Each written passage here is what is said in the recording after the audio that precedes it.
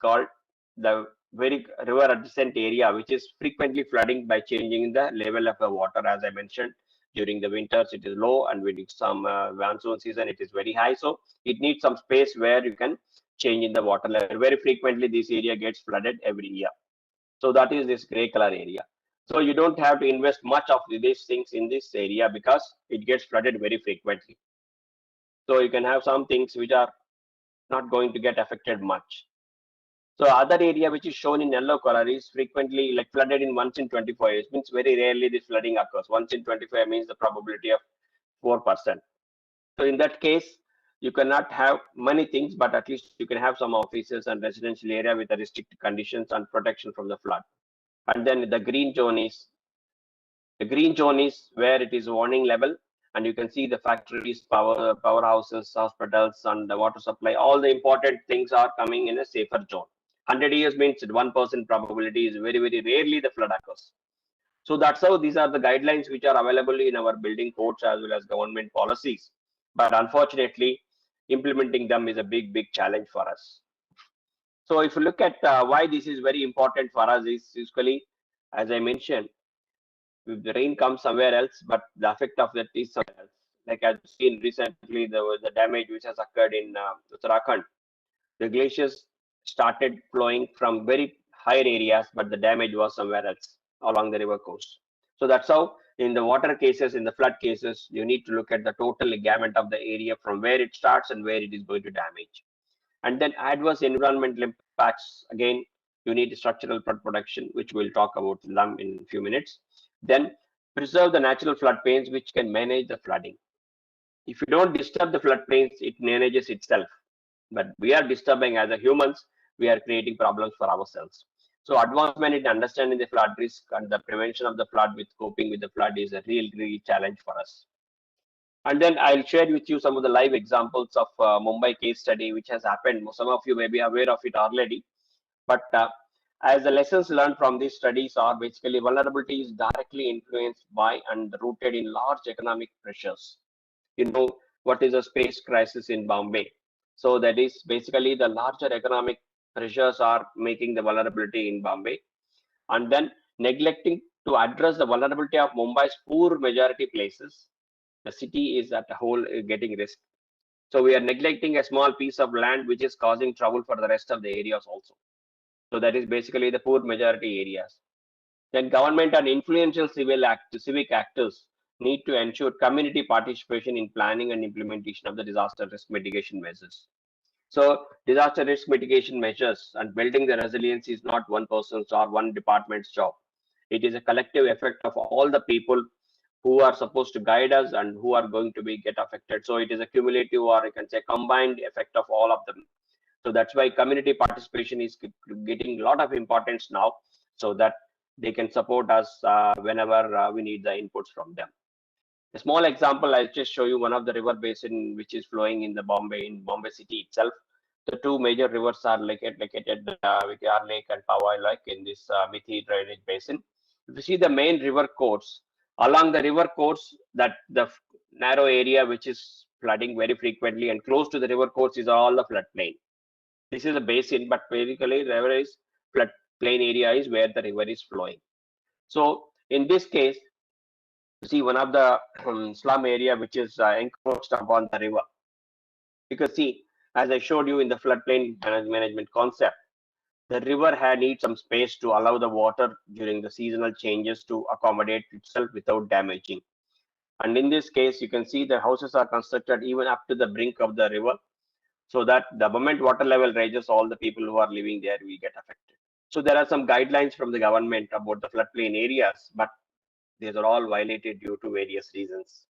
So that's how we are creating a trouble for ourselves when encroaching these rivers. Not only this area is getting affected, the area which is downstream. So downstream means the farther down when the water is flowing also is causing damages to these places. That's how the floodplain management concept in any given area is very important to understand the resilience in the future long run. If you see the same basin what I showed you previously, you can see that this is some modeling study which has been done to understand which are the areas which are prone for very severe flood. risk. Basically, the deep blue ones very close to the south of Powai, all the posh areas are whenever is the areas are established here. These are all very high at very high risk. About 100 years return period means the damage is extensive whenever the flood occurs in this region. So that means you can see the variability of within the drainage basin, how the flood risk is changing depending upon various factors. So we can prepare such maps for any given area in the country, and many of the maps are already available in India. So whenever we are trying to establish or develop any age areas, we need to look at all these things before we take any decision by the government or concerned authorities, so that the area is not flood prone or any impact that is expected is minimum in these areas. Indian municipality of the government, Mumbai, the Metropolitan Council of Mumbai has really come out with use of this type of satellite data analysis to understand the areas where the flooding is causing regularly and how to minimize the impact of those flooding in several areas. One of the example I'm just showing you here. And this is the one of the like runway in the Mumbai airport, and this is the river which is going here, and you can see the encroachment as I showed you previously. You can see the encroachment here quite drastically. So one of the measures which have been implemented by Municipal Corporation of Greater Mumbai is they have put walls here and then evacuated all the people who are living very close to them. Say that they created a room for this river so that it more water is stored or it passes through this. So there is a drainage which is passing below the runway. If this not been done, then you may expect the flooding in this runway itself in Mumbai airport. So to minimize the impact of the flooding on the Mumbai runway, we know what happens when the Mumbai runway floods. So to minimize such things, they constructed a walls here and then built more space so that the drain is safely passing below the runway and then going to the downstream areas further to minimize the impact of it. So this is just a small example what has been done. So such like that in many of the cities in India, we have such drainage congestion problems which are to be eliminated so that the impact of the floods in the urban area is minimum. Okay, and then government of Mumbai is basically the municipal corporation is really taking recommendations in terms of minimizing the risk in the future. Basically, established competent emergency management systems with international standards. Basically, institutionalize the disaster risk mitigation. That is very important. And then develop a coherent set of objectives and recommendations to reduce the disaster risk within Mumbai. That is the main target. And then build expertise and experience and expertise. Capacity building is part and parcel of every work what we do, because that is important to really have the knowledge to all the people who are involved in the chain of implementing these things so that they know exactly what they are doing.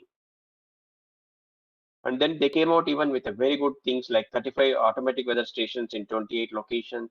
And then every 15 minutes, the rainfall is recorded and then concerned to the concerned people every 15 minutes. So that emergency operating systems and then flow gauges, water level as gauges are measured. Water is measured in all the rivers and small rivers, and then necessary warnings can be issued before the water reaches them. As I showed you the catchment area, when you have a high rainfall here in the northernmost part, the area which is going to be flooded we know in advance. So whatever when the water travels here, we can give that 1 hour or half an hour time as early warning information to the people who are likely to be affected so that they can be evacuated in advance. We have done this very well in the cyclones.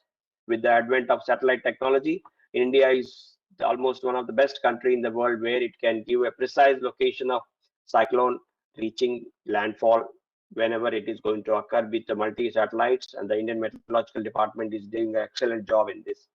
So we need such a early warning information in every sector where it is going to affect the people and properties of in India. And then the policy recommendations also, as I mentioned, this is part and parcel of all the implementation, because without the government support, without government guidelines, we cannot really go and protect ourselves. So we need this making a flood risk and flood hazard assessment as an integral part of the master planning.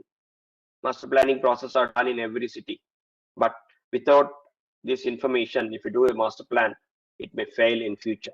So we need to develop such things and then make it operational as part of the master plan process. Record construction details along with the plinth ground level in master inventory. So wherever the flood prone area is there, you can increase the plinth level of the houses. Like I worked in Bangladesh for 4 years. The many places, Bangladesh is one of the worst flood prone area in the world, but the people are more resilient there. If they know that the flood is going to occur in their house regularly, they automatically by themselves raise the plinth level and then protect it for the small floods like 1 to 2 feet water. They are not bothered, they don't consider it as a flood at all. So they already raised their plinth level, which is not going to damage anything in their house. So that is the self-resilience people have cultivated based on the experience which they gained over a period of several years when they are experiencing on a regular basis without the support of the government also. So such a resilience is necessary for us also to really make it impact is very less. Similarly, provide flood-resistant temporary shelters so that if there is a thing to be replaced or it can be displaced from one location, people can be immediately shifted to shift. These are all available in India, but still we need to have those things flood resilient also. The facility which is sheltering should not get collapsed due to flood. So that's how. Then one of the nice example which some of the JICA friends from Japan shared with us is basically a multi-purpose storage facility which they have established in an urban area. You can see this is a in a normal circumstances, this is a tennis court in a normal circumstances. Whereas in a controlled flooding, whenever there is a severe rainfall and there is going to be flooding, all this area will be protected and then flood water can be stored here. The moment the flood is like rainfall is over and the flood is to be decided, then this can be pumped or it can be allowed to flow through the natural drainage system and whole area can become dry.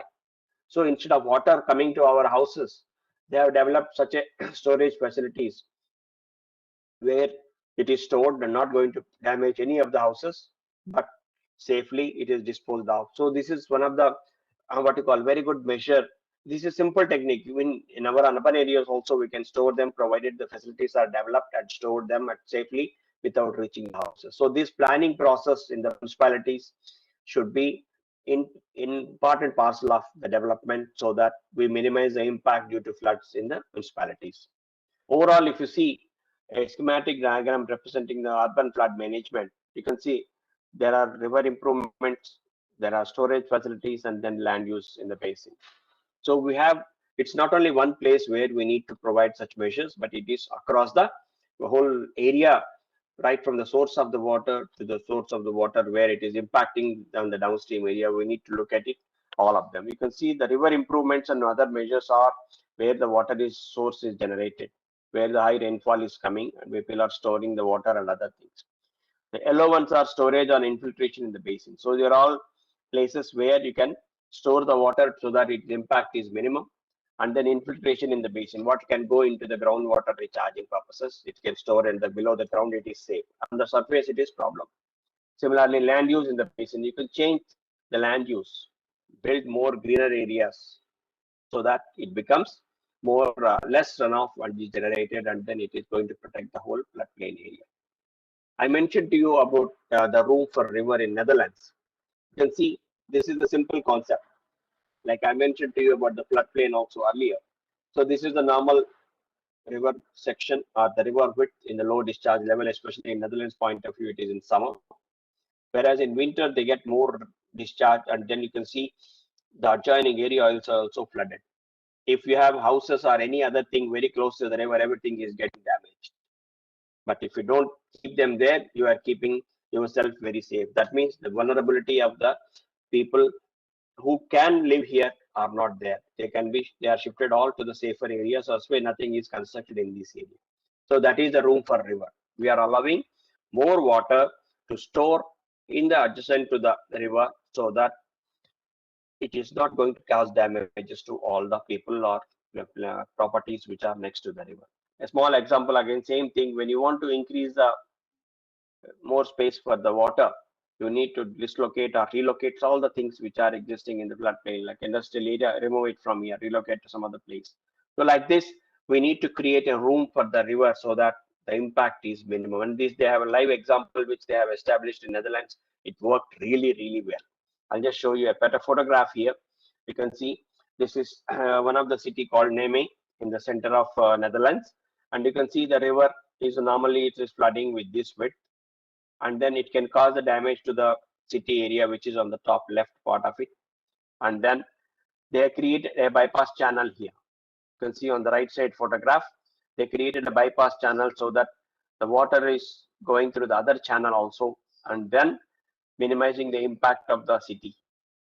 So this is for room for the river they created. See, this was the original city, but they sacrificed some of their agricultural land and then taken out another channel here, so that parallelly the water is flowing in two channels and then minimize the impact of the city which is getting affected on the left hand side. So that means when water is flowing in two channels, the depth of the water will be very low, and it is not going to change impact the city on the left hand side.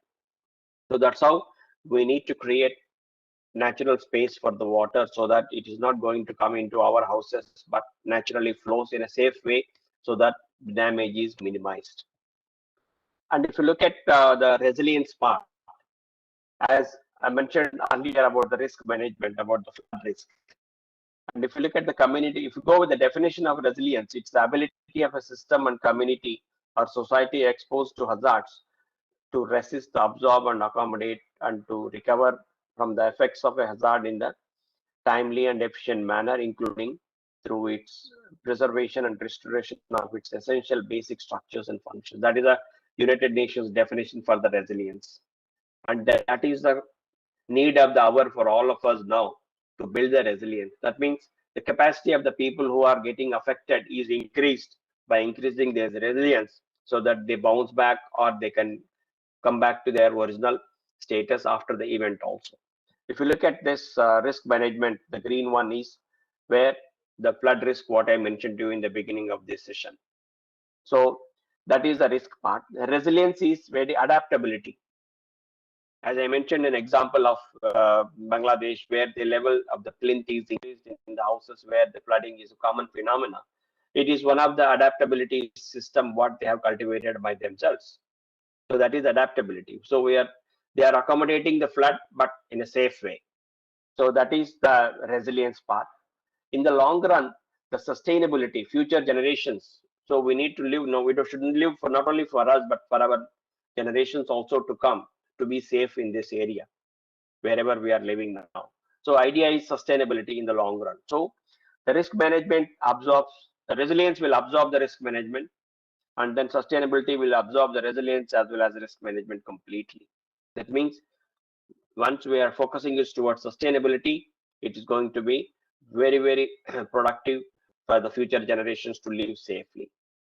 So we are still in the resilience stage, and sustainability we have achieved in only in some sectors, but we need to look at it in a longer perspective, so that the generations are going to be in a safe place. Some of the resilience, what I mentioned, especially at the community level, if you want to develop the community resilience, you need to look at so much of data: population, environmental, organizational, physical, lifestyle, economic, and social and cultural. So resilience, you cannot look at only from a few perspectives, but it is a multi-dimensional thing where you need to accommodate the data from several sources and then look at the resilience of the people. Usually we understand in the disaster field, the people who are economically weaker sections are more vulnerable. Yes, that is true, because their rebounds capacity is relatively very low compared with others. So that's how social and cultural, economic, lifestyle, physical, organizational, environmental, and population, everything we need to combine them to come out with to build the resilience of a particular society wherever we live. As I mentioned, the policy relevance for the resilience in action is you need to increase the communities and stakeholders in understanding the flood disaster. As I mentioned to you, even this capacity building program is also a part and parcel of it. So creating awareness, not only the technical people or non-technical people, it is the communities also. The people who are likely to be affected also need to be made understand where they are living, what are the issues which are making trouble for them. Similarly, contributing to strengthen the disaster risk governance and addressing the risk management in the national development plan. This is responsibility of the governments which is already in place. As I mentioned to you, implementing of them on the ground is a big challenge for us in many areas. Then provide a platform for public and private sectors to collaborate for investing in disaster risk reduction for resilience in the form of flood protection system, etc. So this has come up in a big way now in India as well as many other countries, public and private partnerships. We have achieved things in the construction of highways and many other things. But in the field of disaster also, this has come up now very significantly in India also. So that there is a private public partnership and then building relevant things to build the resilience of the people who are likely to be affected. Then sustainably continue enhancing the disaster preparedness for effective response and build back better in recovery, rehabilitation, and reconstruction. This build back better is a key word for sustainability in the long run, which has been described in the photograph what I am showing you here called Sendai Framework for Disaster Risk Reduction. This is adapted by many countries in the world during 2015, one of the World Conference on Disaster Risk Reduction. And then our target is to make all the countries who are signatories for this Sendai framework by 2030, we need to be resilient in many ways and build back better. That means even if there is a disaster, our infrastructure and all other things are sufficient enough to minimize the risk of the people and properties which are likely to be affected. That's how the Sendai framework is one of the popular document now. All the government's focus is focusing towards this. There are several indicators, several terminology, several indicators, how you can compute them. All these things have come up now. So government is really working and all their programs are rooted through this framework so that how we are achieving the disaster risk reduction in the country is being quantified and then reported also in the form of the whole country. In addition to this government support in terms of building disaster risk reduction, we need the data for any analysis. So when we want the data, basically, recently, like from several years, the World Bank is supporting the government of India to establish several stations to measure the data in terms of snowfall, in terms of rainfall, in terms of water level, in terms of in the rivers, in canals, in terms of data from the dams, water quality, groundwater recharge, all those things, all the data is measured and then provided in the web portals for anybody to download in the restricted and unrestricted areas. Some areas are still restricted, but we can minimize them. But so that's how the data is available in the portal with the support of World Bank. And you can see 82,000 stations are integrated. This is government stations as well as private also.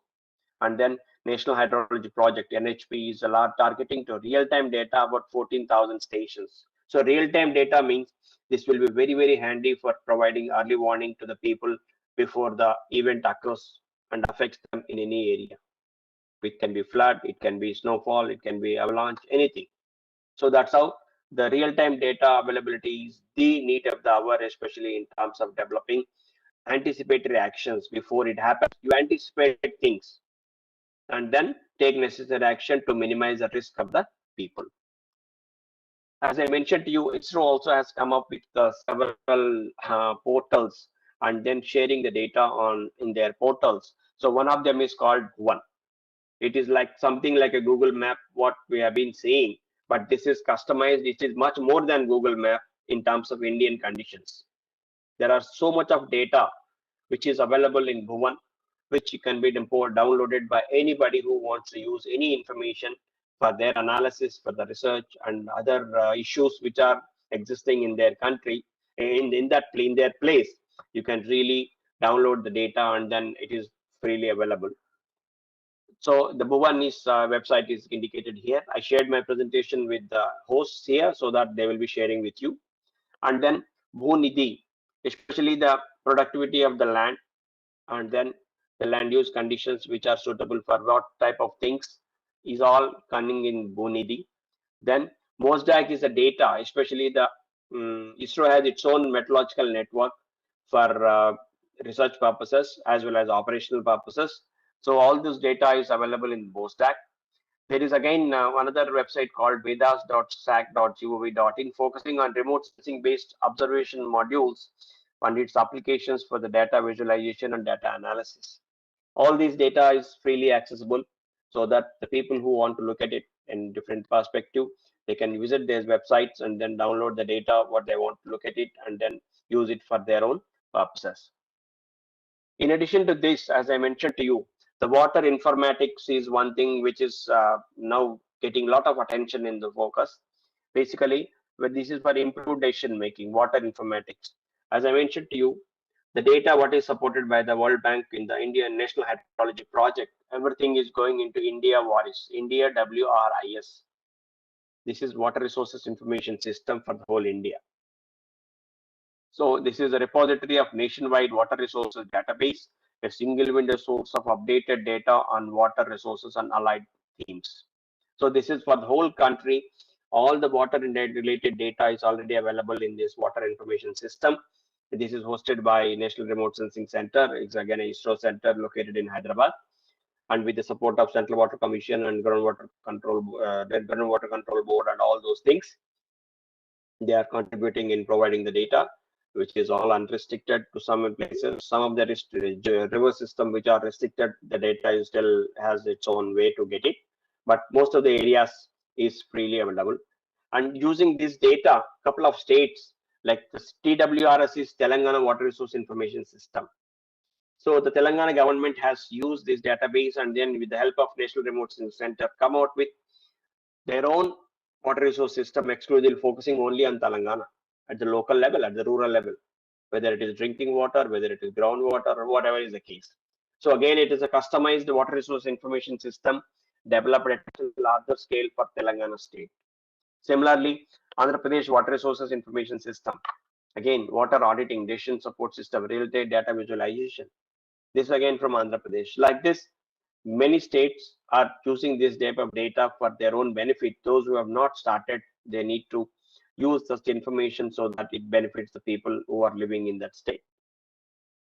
Some of the challenges, what we, especially from the satellite-based data availability, some of the challenges are still deployed dedicated constantly. For hydrology, we don't have dedicated satellites. We have general purpose satellites only for in terms of data.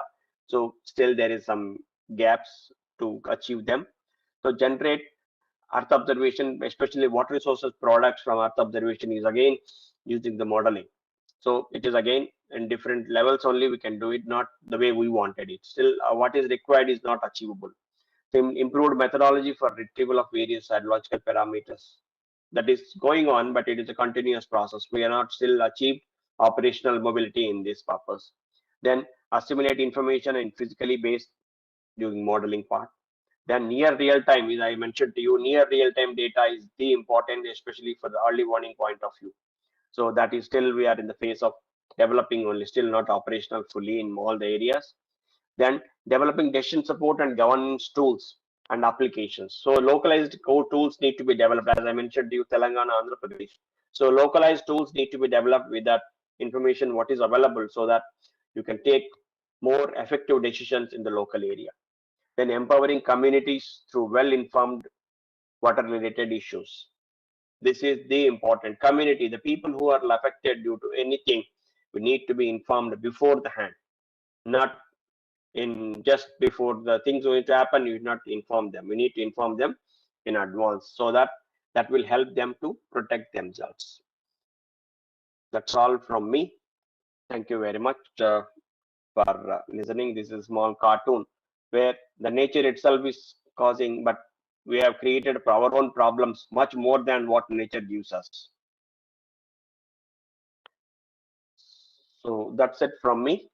Thank you. If you have any questions. Thank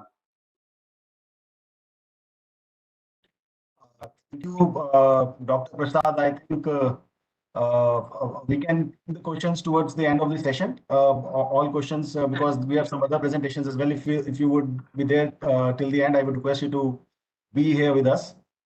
And okay, carry on. We'll take the questions towards the end.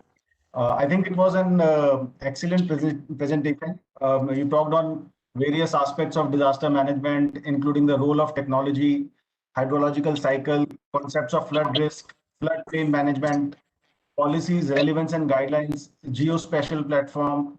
You very rightly emphasized the importance of creating awareness and capacity building. I think the best part of your presentation was that the simplicity with which you presented. It was very simple and easy to understand. You talked about the water cycle, floodplain zoning, flood risk analysis, and various other topics. You highlighted the fact that how we are moving from a reactive approach to a proactive approach with taking a lot of risk reduction measures, risk preparedness measures, and how the community and all the stakeholders need to work together in order to tackle disasters, be it a man-made disaster or a natural disaster. You further highlighted the importance of public-private partnership and how the corporate sector should come forward in this area and work closely with the government. You also talked about the advanced early warning systems, the GIS data, and how it can be used to prepare and plan for disasters like cyclones and many other disasters.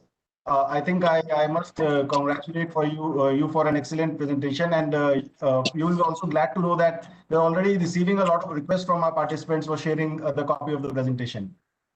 Thank you once again, Dr. Prasad. Dr. Ghosh, you want to add anything? No, it is excellent presentation with full coverage of how some of the work has been done in other countries, especially Netherlands, taking the example of Netherlands, and how community spaces or even river, because we are here, the topic is an urban flood. So how urban flood regime has been changed by at the cost of he has shown in the beginning slide that some portion they have to use channelize the water, some green portion, some land use that has to be changed, which he has shown with some example.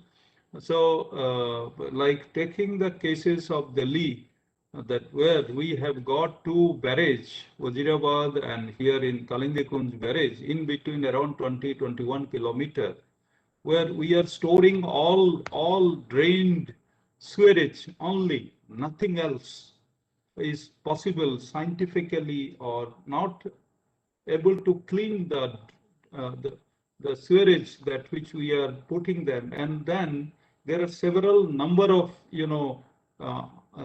this Rene well we call, and which through which we collect some significant amount of water, especially by these water that which are there stored in the in Delhi itself, in the Yamuna river, where you know, sir, that water is so much filthy because it is all drained coming from the city drains. But after so many decades and so many times that we are making, just it is a particular example that where we have not yet created, that master plans and everything goes on, constructions are also going on, water is not water, it is already dead, stinking, because it is all drained, it is all drainage, through drainage they are being collected. But this presentation has given us a way and light that one sort of thing, so many water related data informations are being shared freely through ISRO platform. And so especially our scientists who look for data, because we see that in the last so many decades, oh, data, but data is available, data has been made customized and in a various form, in a Bhuvan form, in Vedanta, and there are so many ways that data is being customized and it is being available. But somehow, whenever any problem that we are facing, like Delhi is an example, or Chennai is becoming an example, where urban flood has become a new part in our dictionary. But changing the concept of things, a reactive approach, rather changing the entire dynamics of the river, or especially the river that passing through city, not by concrete jungles or concrete walls or concrete pavements or concrete lining, which we have been doing, like in case of Sabarmati or other places, riverfront and other things that were at the cost of natural things, we are using some concrete and some kind of lining that we are using, which is too much of, we should not say these are all engineering. It is too much of our strength that we are showing, that how much modification, rather unnatural modification we do. Whereas Dr. Prasad has shown that when several part of Netherlands city, several almost 30–40% are underwater, so they have no way to recharge their ground because it is already below the water level. Whereas in our country, when we take CGWB data, or in any city, whether it is south part, north part, for the last 2 decades, we are always recording that water table is getting reduced, water table is getting reduced. And whenever rainfall is there, it is all passing through this Wazirabad and through this Kalindi Kunj and then going to Prayag or whatever it is. And we have not given any thought about either artificial recharging of our groundwater, which is quite different from Netherlands because it is already under the land, so they cannot recharge the ground, whereas we have every facility and opportunity to go to preserve our extra water, not only using the land use changes, which he has shown on example, but rather recharging our depleting groundwater resources. Probably the data that which is being made available through CGWB and many other municipal organization where we know that groundwater level is reducing and reducing. So there should be some systematic methodology which we know, natural way, artificial way also, make and also artificially store the water over ground, on the river, or inside the sea, the extra water to reduce our water crisis. This is just an things that came to my mind. Otherwise, it is a very, very, very excellent presentation by Dr. Prasad. And we hope that every time we are facing crisis, especially in the name of urban flood, we are only thinking cleaning the drain, but not thinking that keeping the drain alive and resilient enough, at least whatever storm drains are there. So that part where somehow all our mental thought process and money and drainage and giving contract, everything somehow aligned with just before monsoon starts, just clean it and then allow it to fill up with the dirty things by dirty means all the darts and everything to fill up our drain again. So that mindset is to be looked into seriously. Otherwise, keeping information through a mobile app, through website, somehow they are available, but the scientist and the kind of modification that we have to do this data to make our landscape of the country, landscape of the city where we face urban flood is all created. But since the data is available, so many thousands of rainfall data is available, but hooking those things for the rightful purpose is the way forward that we have to give through this. Thank you. Sorry, I have taken too much of time. Today we have more important our resource persons are there. Sorry. Sure, Dr. Ghosh. Yeah. So, Dr. Ahmed, with your permission, should we move on to the next speaker? You want to add something? Please go ahead. Please go ahead. Move for the next presentation. Okay. Yeah. Thank you. Thank you, Dr. Prasad, once again. Thank you very much. Thank you. Yeah. So moving on, ladies and gentlemen, next in line we have a very eminent speaker amongst us, Shri Gajendra Sharma, Country Director, World Animal Protection.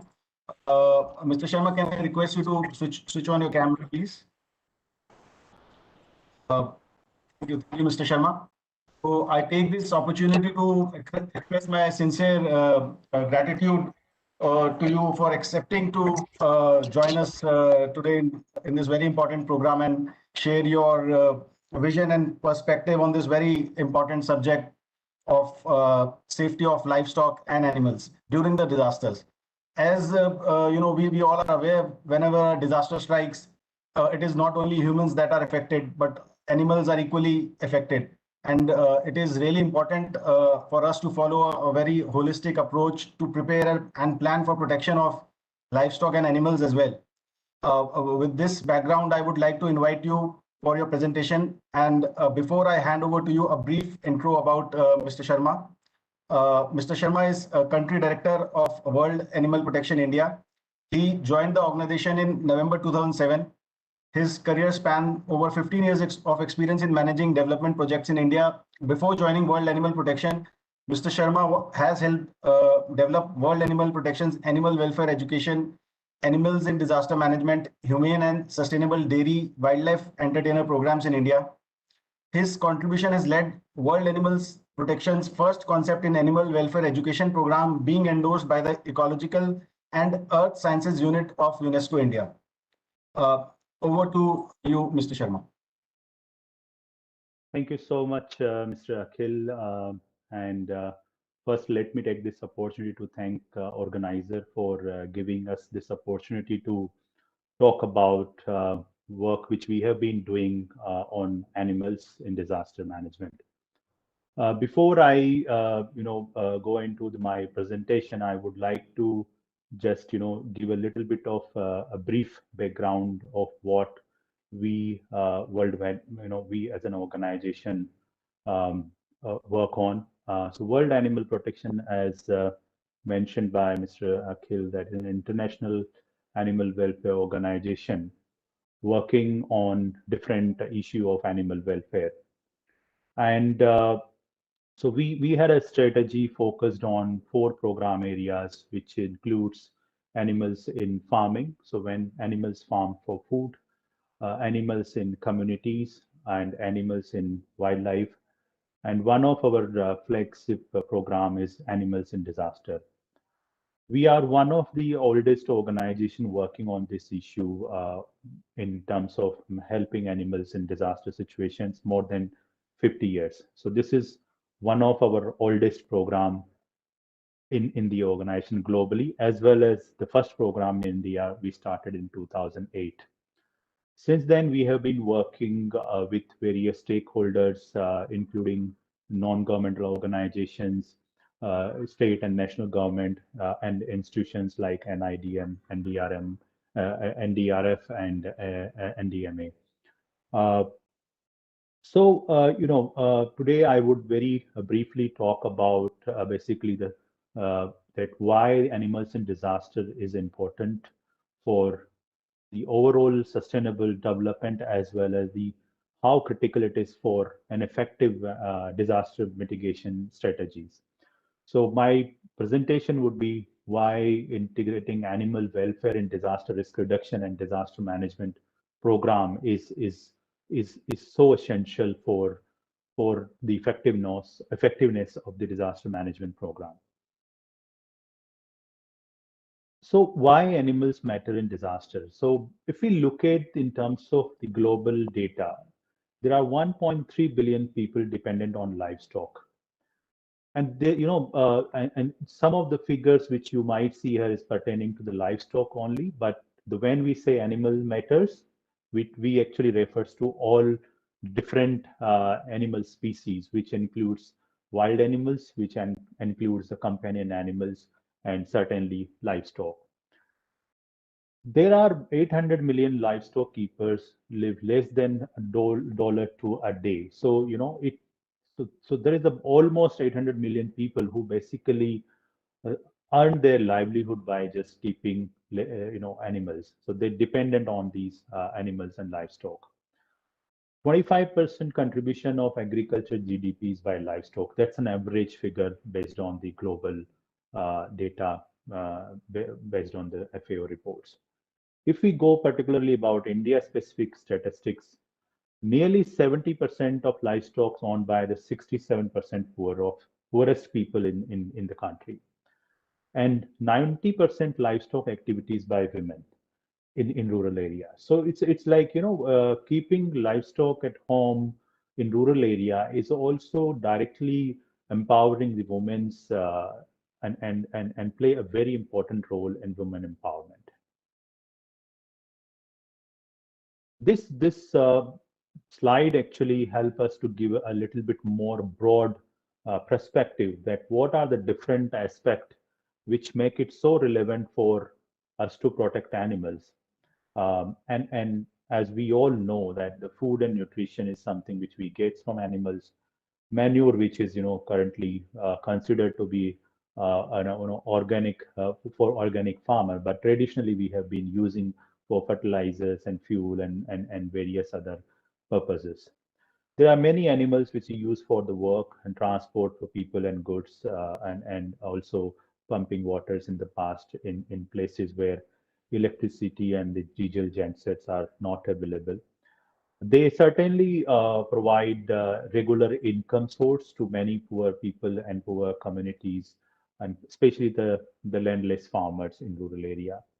They do provide the risk buffer, which is basically some of the things which we know in country like India, where majority of agriculture land only have either single crop due to the lack of water availability. So animal and livestock in particular provide them a secondary and regular income source. Through leather and other byproducts, we do get clothing from animals, uh, and of course they play a very important role in our social and cultural and various traditions, which includes in the past, as you have seen, that there is animals being considered as a status symbol. There are many ceremonial things, and when it comes to dogs and cats, they are like a family member and companion at home. As I mentioned, they do contribute in the agriculture GDP, and certainly play a very important role in overall economic development of a nation.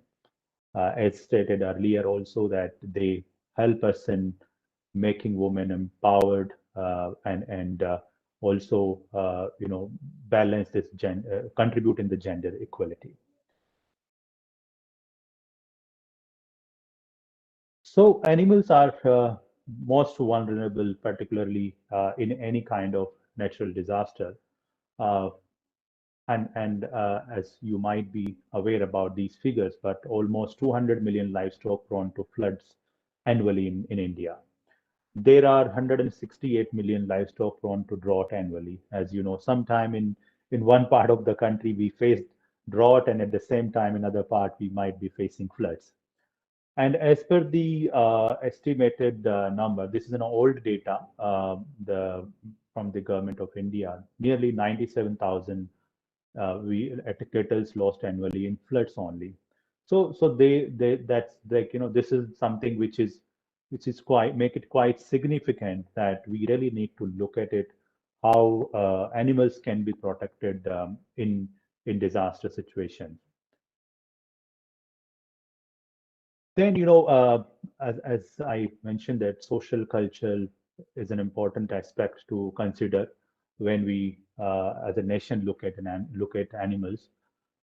Particularly, wild animals help us to balance the ecological environmental things and protect the habitat.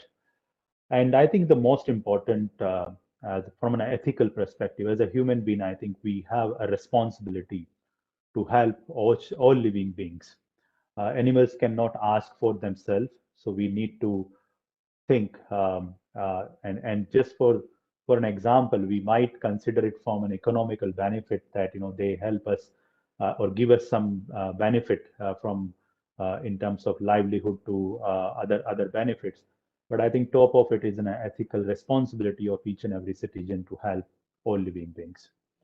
So the point is that livestock is and all animals is basically a victim and hope for farmers following disasters, as they help people to recover much faster after disaster. And we have come across many such examples where we have seen in field that the poor people they have at the end probably left with maybe one goat or one sheep or one cow, and often they have said that it is so important for us to save our animals because they are part of our family. and at the same time, they are probably much more than an earning member in the family, because they will help us to at least get something to earn as they recover from the disaster. And as you probably know about this famous quote by our father of nation, Mahatma Gandhi. He said that the greatness of a nation can be judged by the way its animals are treated. So it's really important for us as a country to lead on this particular front. And I must say that we have been doing some really good work. And our constitution reflect this principle of animal protection. So as part of the Article 4A fundamental duties under the 51A, it shall be the duty of every citizens of India. It says that to protect and improve the natural environment, including forest, lakes, rivers, and wildlife, and to have compassion for living creature. So this is the duty of every citizen of India. So, we are bound by our constitution to help animals. There are various other development took place since we started working on this issue since in 2008.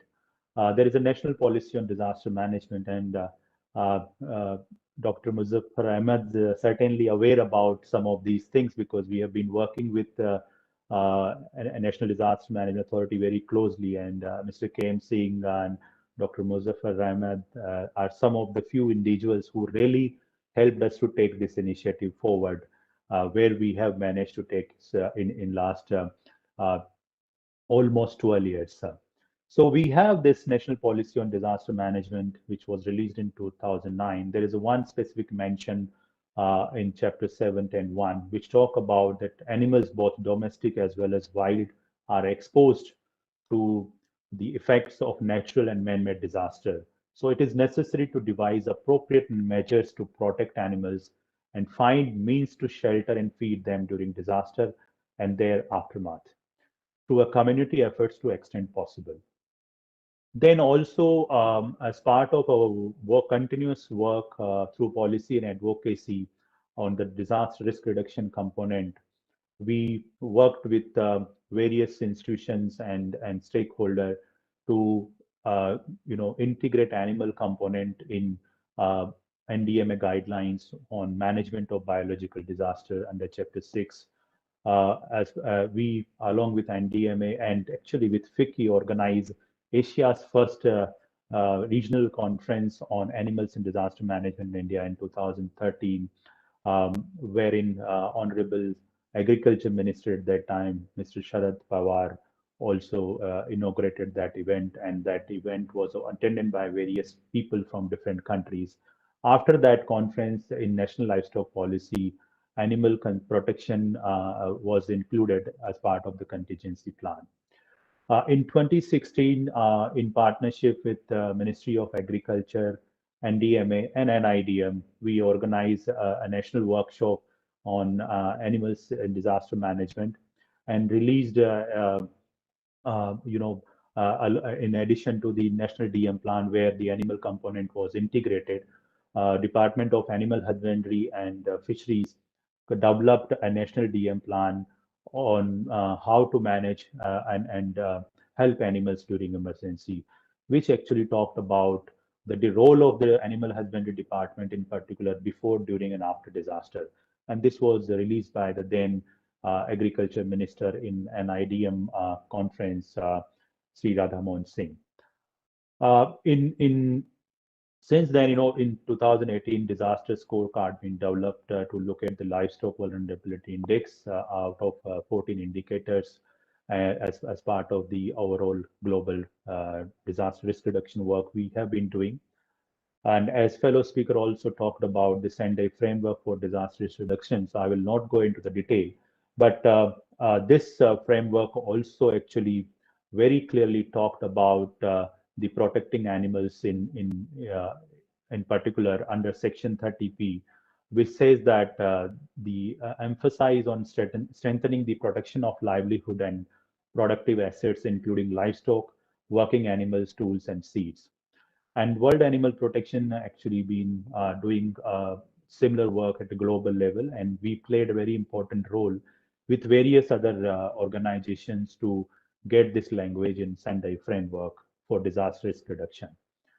There are some other global guidelines which is available, which help how to target the livestock protection and different planning and decision making tools, and also coordination and communication tool related to animals, and that can be uh, you know uh, for more details, the lakes livestock emergency guidelines and standard and the spears guidelines can be referred for that. So these are the some of the excellent work being done when it comes to the policy level, and what different tools and legal framework already exist. In addition to that, as in addition to what we have been doing in terms of protecting animals and disaster risk reduction work, World Animal Protection also worked very closely with NDMA and 6 veterinary institutions in country, and established veterinary emergency response units in India. So we have currently 6 veterinary emergency response units established in different part, as you can see in map. The first one was established in Patna, Bihar Veterinary College. And then we have one in Madras Veterinary College, Chennai, one in Anand Veterinary College, Gujarat, one in Guwahati Veterinary College, one in Palampur Veterinary College in Himachal Pradesh, and one in Madhya Pradesh, Jabalpur Veterinary College. These veterinary emergency response units have basically the two main purpose.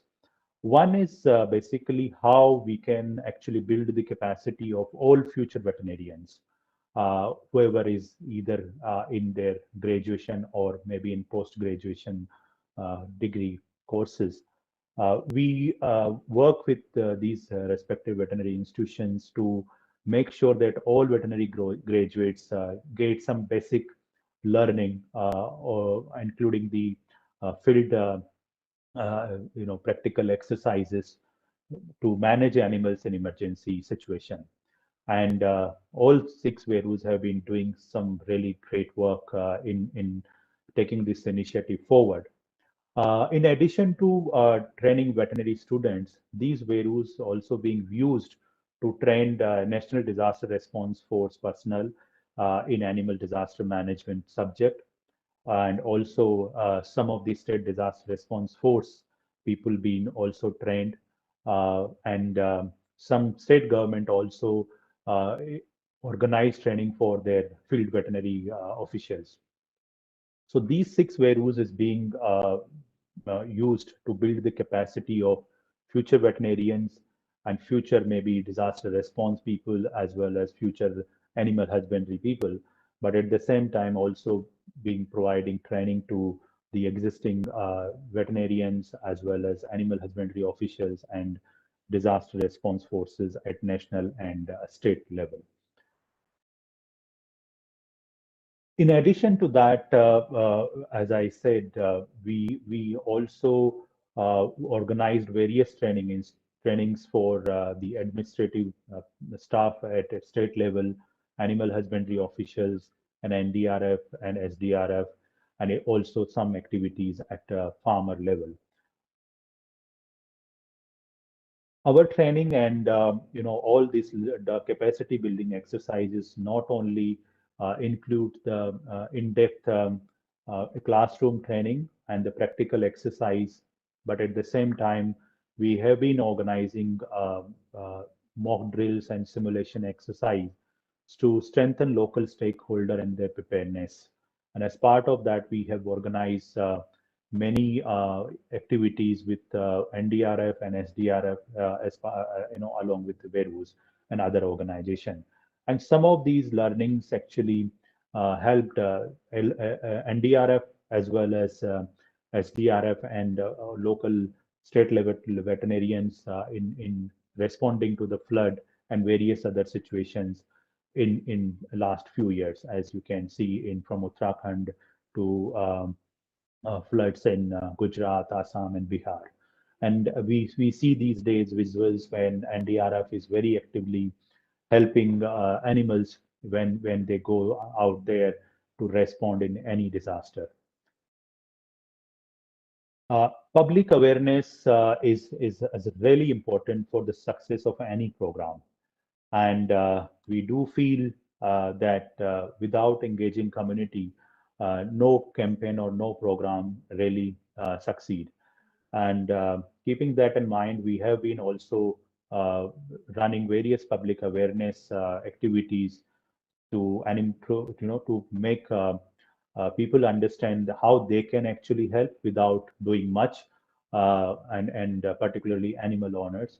So, in partnership with various organizations, we have done various awareness activities like street plays, puppet shows, and various communication materials, posters like and video and audio messaging, which can be used by different stakeholder when they are doing any communication activity or public awareness activity around disaster management. Uh, so whatever I talked about, it is basically the work which we do when there is no disaster. But one of our strong emphasis also on the disaster response. So when disaster take place, we are on forefront through our dedicated team of people to directly respond in any disaster wherever we feel there is a need for animals to help. Of course, one organization is not sufficient, but we do whatever possible help we can provide, and generally try to work with the government and non-government organization stakeholder to be more effective and efficient possible. So these are the locations wherever we have responded in last 12 years in India, and we will continue to do so as and when there is a situation allows. Now, coming on the key recommendation, what we really feel that it is so important for us to really see that uh, we as an organization have been doing. There are many other organizations actually working on this issue, but it may not actually help the way we want. And really, whenever disaster happens, certainly the priority is people, how to save people, uh, and often animals are left behind. But in last 12 years, we can certainly say uh, with a confidence that I think things are progressing in a very positive direction when it comes to protecting animals, and some really great work has been done. So we are thankful to all individuals involved, particularly I think the NDMA, NDRF, and IDM. These are the some institutions who really helped and came forward to to take this initiative forward.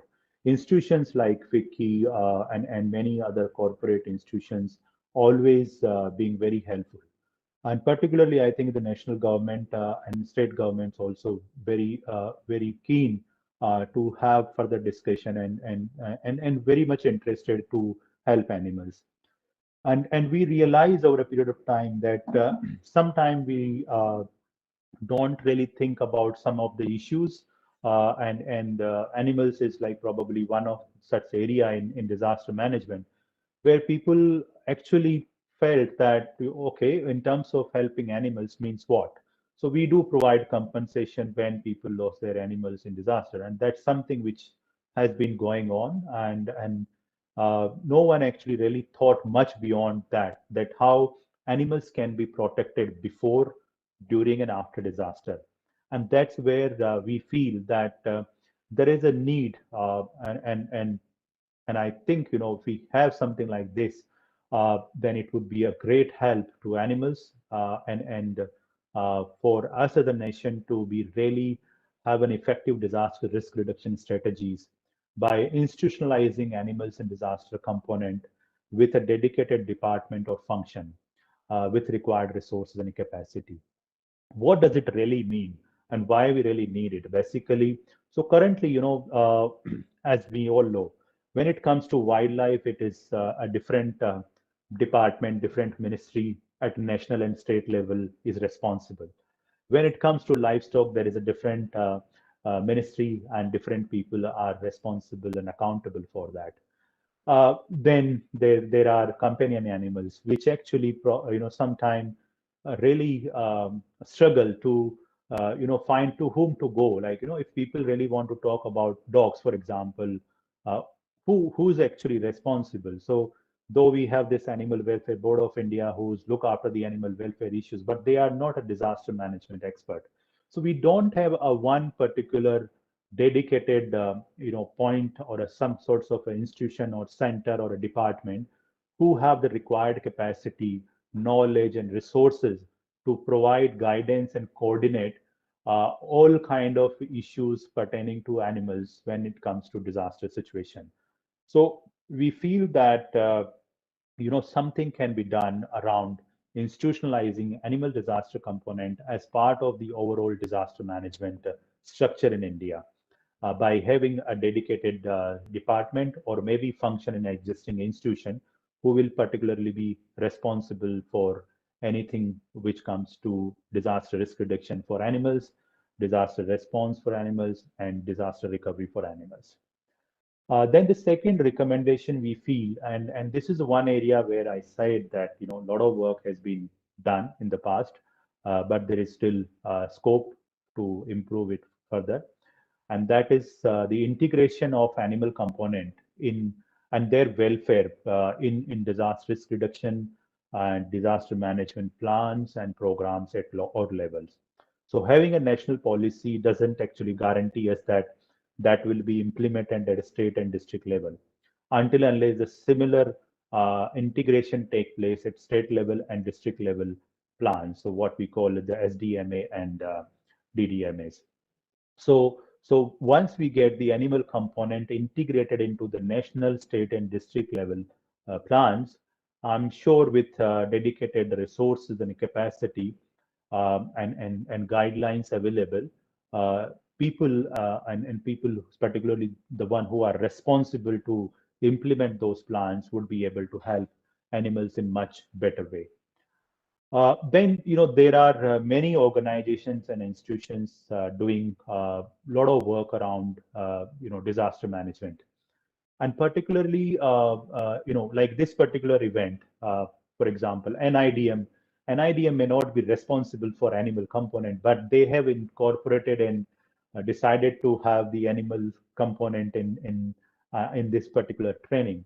So what we really want to see that it would be really great if every institutions and stakeholder, including many corporate and industry bodies, are running some of the disaster risk reduction workshop event or some public awareness camp or activities, if they can also incorporate animal component out their messages.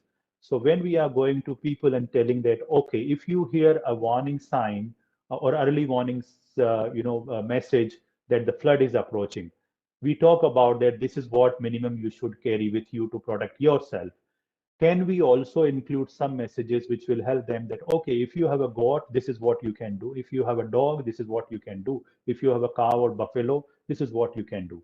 It actually doesn't really require so much additional resources. It is basically an additional messaging, and World Animal Protection would be very happy to share and provide any technical information and guidance you might need for that. And I will share our website detail, which will actually help you to get more information about what different resources are already available on this particular subject. Then, similar to the Veru, which we have already established in 6 veterinary colleges, but we have more than 40 veterinary colleges in country. So how we can actually incorporate maybe management of animals in emergency as part of the national veterinary curriculum, uh, and also the management of animals in emergency become part of the other disaster management training programs and courses, whether it is diploma or postgraduate diploma, which run by various universities and various institutions. So by doing that, we will be able to build the capacity and knowledge and skill set and in the future veterinarians as well as the future disaster management specialists.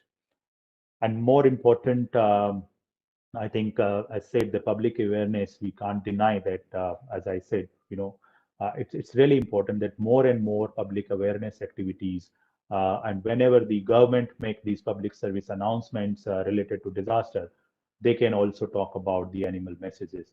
So more we make community aware, I think we will be in a better place to protect community and animals together, as community is often the first responder in any disaster situation. Last but not the least, I think the capacity building of the existing professional, existing field staff, and the infrastructure and equipments to protect animals before, during, and after disaster is equally important. So these are some of the key recommendations we feel we really need to do to ensure that animals and their welfare is safeguarded during disaster.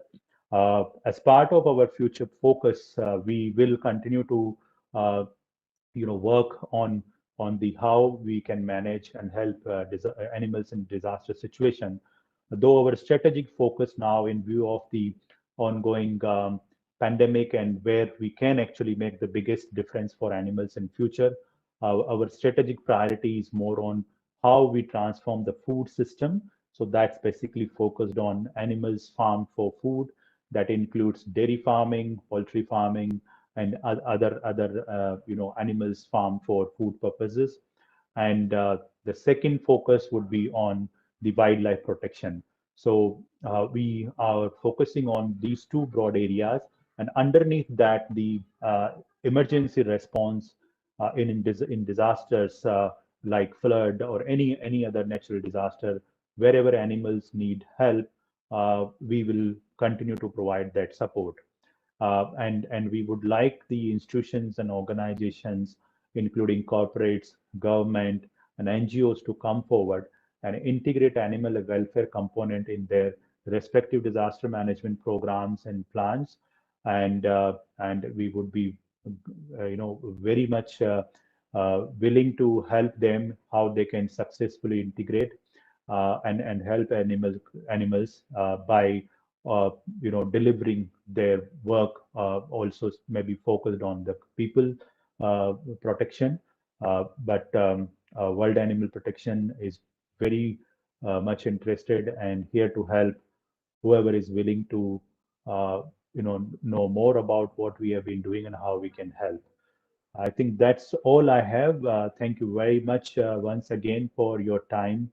And these are our two website link you can see, which is one is particularly focused on animals in disaster, and one is basically our official website where you can get the more information about what World Animal Protection has been doing, and also the more resources about animals in disaster. Thank you so much. Thank you, Gajendraji. It was an excellent presentation and on a subject which is very important and close to our heart. In fact, I remember myself and Kem Singh, Mr. Kem Singh, we tried our best to, involve the ministry, and luckily, Mr. Ashok Ungurana, who was the Secretary, Animal Husbandry, the Government of India, was also keen, and national plan could be completed. In fact, you were active, and I must compliment your efforts. And what you said, unfortunately, in the past, I have seen the Kashmir earthquake, I have seen 2014 floods in Srinagar. We had no plans how to take care of animals during disasters. And we need to ensure that the care of animals, and especially during emergency and disasters, become part and parcel of the district disaster management plans. In this regard, as you are aware, the state of Bihar has taken lead. They have already undertaken a lot of trainings involving all the veterinary assistants, veterinary doctors, and the staff, and the BSDMA, Bihar State Disaster Management Authority, has also made a training module, for which they are also going to roll out to lower level in the Panchayati Raj institutions and also to the ward members in the urban area. You have rightly said that we need to integrate action plan in our plans, which is really need of the hour. And second thing is, which we have not been able to move forward, is having a, one health program. As we know that majority of the diseases are zoonotic diseases, where animal and human, interaction is important. And we have been, in fact, I remember I represented India in a One Health UN program it was in Bhutan, and we tried that we should have a One Health satellite center in either in the ministry where both take in work in coordination, Ministry of Health and Ministry of Veterinary works, and that center should come, and we have been trying, and we hope that in near future that comes. And also what is important is the curriculum. Inclusion of emergencies and disaster management in the curriculum of veterinary, medical and paramedical staff is essential, for which initiative has to be taken. I'm sure with the effort of especially your and World Health Federation, we should be able to do in future, and I'm hopeful that we'll also have the plans like what FEMA has made, even the care of pet they have. And so we have, our livelihood, especially in rural area, is dependent on animals, whether it is in the some areas in Uttarakhand and even in Ladakh and Kashmir is on horses and even the other animals. So we need to work, and I'm sure with your cooperation, the states will do. And I must again thank you and compliment you for your efforts. Thank you very much. Thank you so much, sir.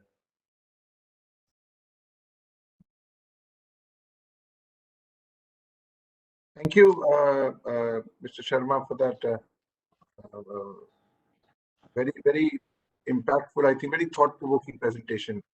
Although I missed a bit, a bit of it in the beginning, but something. But I think this entire OTP, this entire online training program, although it talks about urban flooding, but it also touches upon, as the title of the theme of the OTP is, on livestock and animal safety. I think this has been a subject which is looked into, or which is discussed, or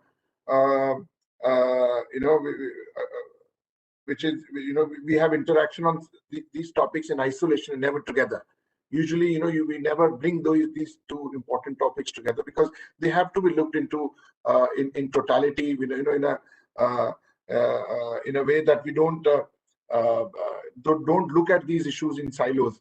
And what Dr. Ahmed also mentioned, and when he was the member in NDM, and I was actually wanting to share this thought which he just did when he was in NDM, and his dear colleague Mr. KN Singh.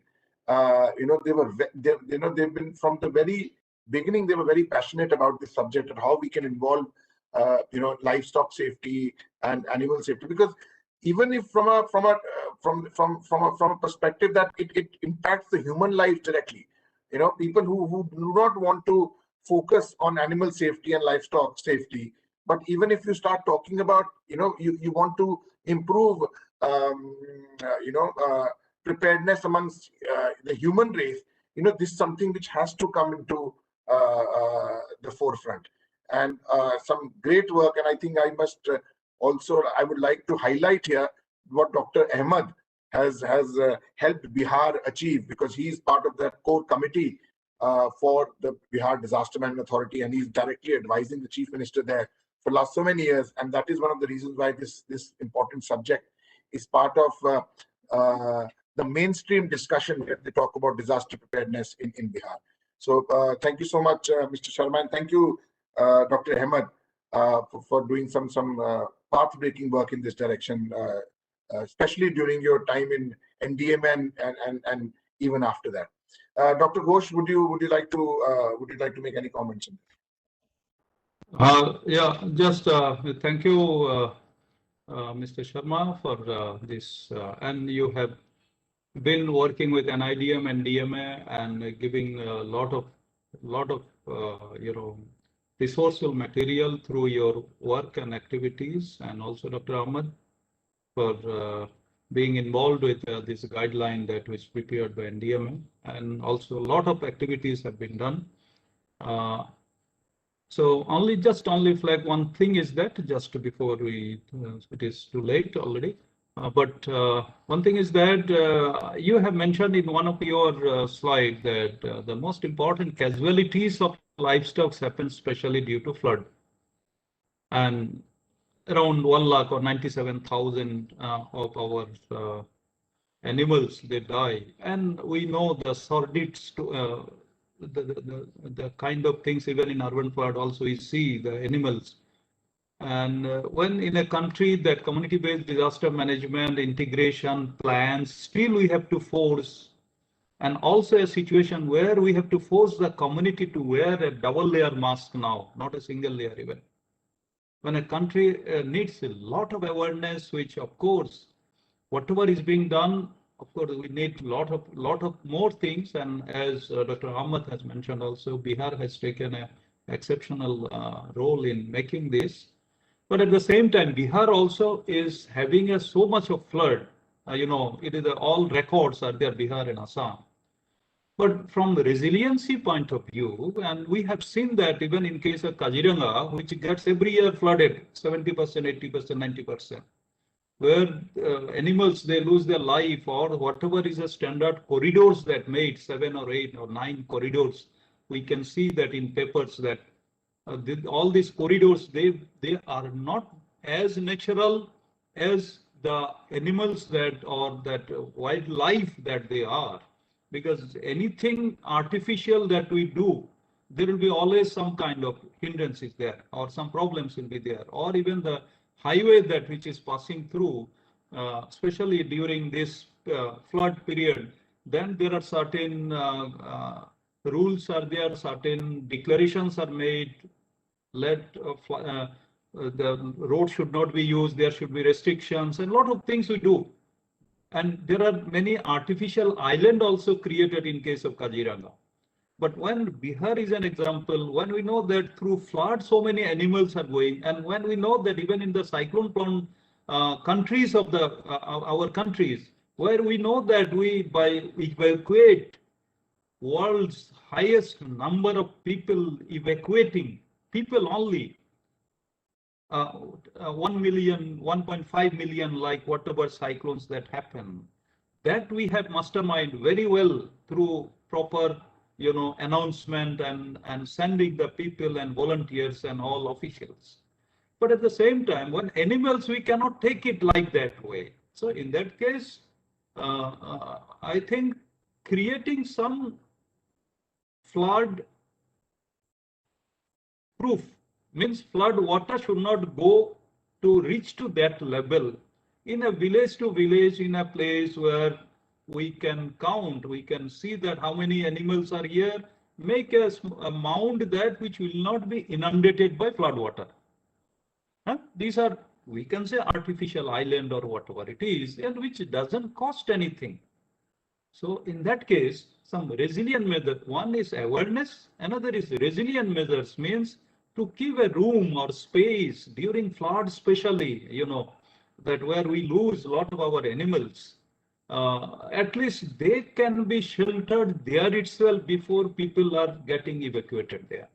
So this is just, I wanted to flag it out, and probably we can do it very easily. And it doesn't need a huge grant or huge kind of allocations or awareness. This can be done within no time with the community help, with the people, and with your organization also. Creating some kind of space where flood water, at least, which is being highlighted, will not inundate that area. Okay. Thank you. Yeah. Thank you, Dr. Professor Chandan. You are absolutely right. And that reminds me that, we did some work in Odisha And it was so interesting to see the participation from community. And as you rightly said, it's not difficult to get things done when you get a community participation. And in almost in every village, you will find a place which is probably much higher in terms of the ground. And Yeah. with help of community, what we did there is that we identify a particular location where animals can be moved in situation of flood. And just before every flooding season or cyclonic season, we actually developed a fodder bank there. So where people actually can store their fodder for that emergency period, and they just move their animals there and keep it there for 15 days or whatever number of days it's required. So they have a fodder available. They have the place to house animals, the temporary shelter, and then the only problem was the drinking water. So if that can be arranged, it's not that difficult. It does not require huge resources. I think the most important thing is the community participation is something which Yeah. helps at village level. So yeah, that's really important. Thank you. Thank you.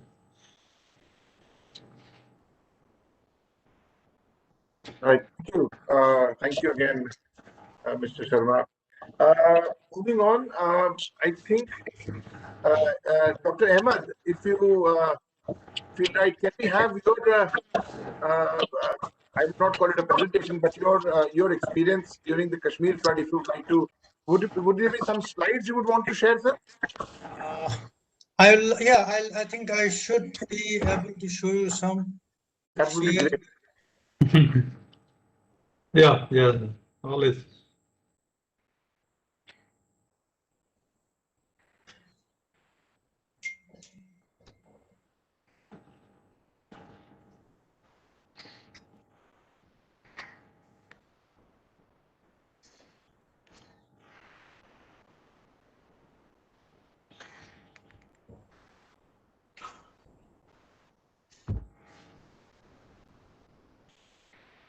Have been.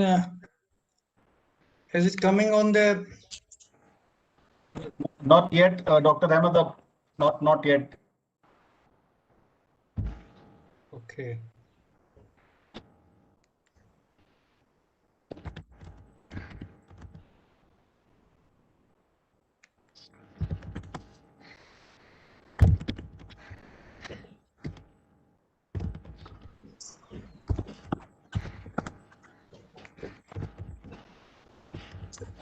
Yes, it is loading now. It is loading now, sir. Okay. Yeah. So let me, briefly tell you what happened in Kashmir, urban flooding in 2014, which was for the first time. Kashmir flood crisis, which was really a first time in history of Kashmir such thing can happen, and a number of districts, both in Kashmir Valley as well as in Jammu area, were badly affected and remained cut off for a long time. And what happened was 2nd of December 2014, September, there was heavy rainfall. Both the river Jhelum and Chenab rivers were flowing over danger level. And on 5th of September, Jhelum River in Srinagar reported to be following. It was almost 22 feet, which was 4 feet above the danger mark. And population, as far as you know, the Kashmir has the historical structures in city, as well as you have gardens, Mughal gardens, you have houseboats, you have various tourist places, and it's a really unparalleled beauty of hills, lakes, and world. And before 2000 floods, more than 1.2 million tourists would visit the valley in 2013. And business had begun thriving after many years of political turmoil. Highways, flyovers, city expansion projects were on, educational institutions were increasing in number, art and culture revival was on the annual with the international concerts being held. And again, in this worst flood, which is occurred after 100 years, approximately 400 people died. more than 600,000 people got stranded, 3 million people were impacted, and early estimates was more than $5 billion, and there was potential threat of epidemics, thousands left homeless, drinking water crisis, hospitals, schools were all essential critical structure, including the secretariat, was submerged.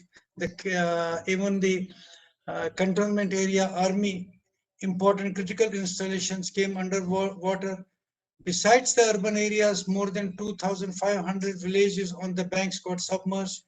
There was extensive loss of heritage architecture, art, and masterpieces. This is the dates with regard to the area which got inundated. Districts, all the districts, almost 8 districts in valley, and this is the picture you can see. In fact, the 3-story houses, even up to the rooftop, 25 feet water was there. There was crisis even in all the major areas of the city, and the number of structures crumbled. They collapsed. As you can see the pictures, how residential houses got affected, which is in the main Alchok area. When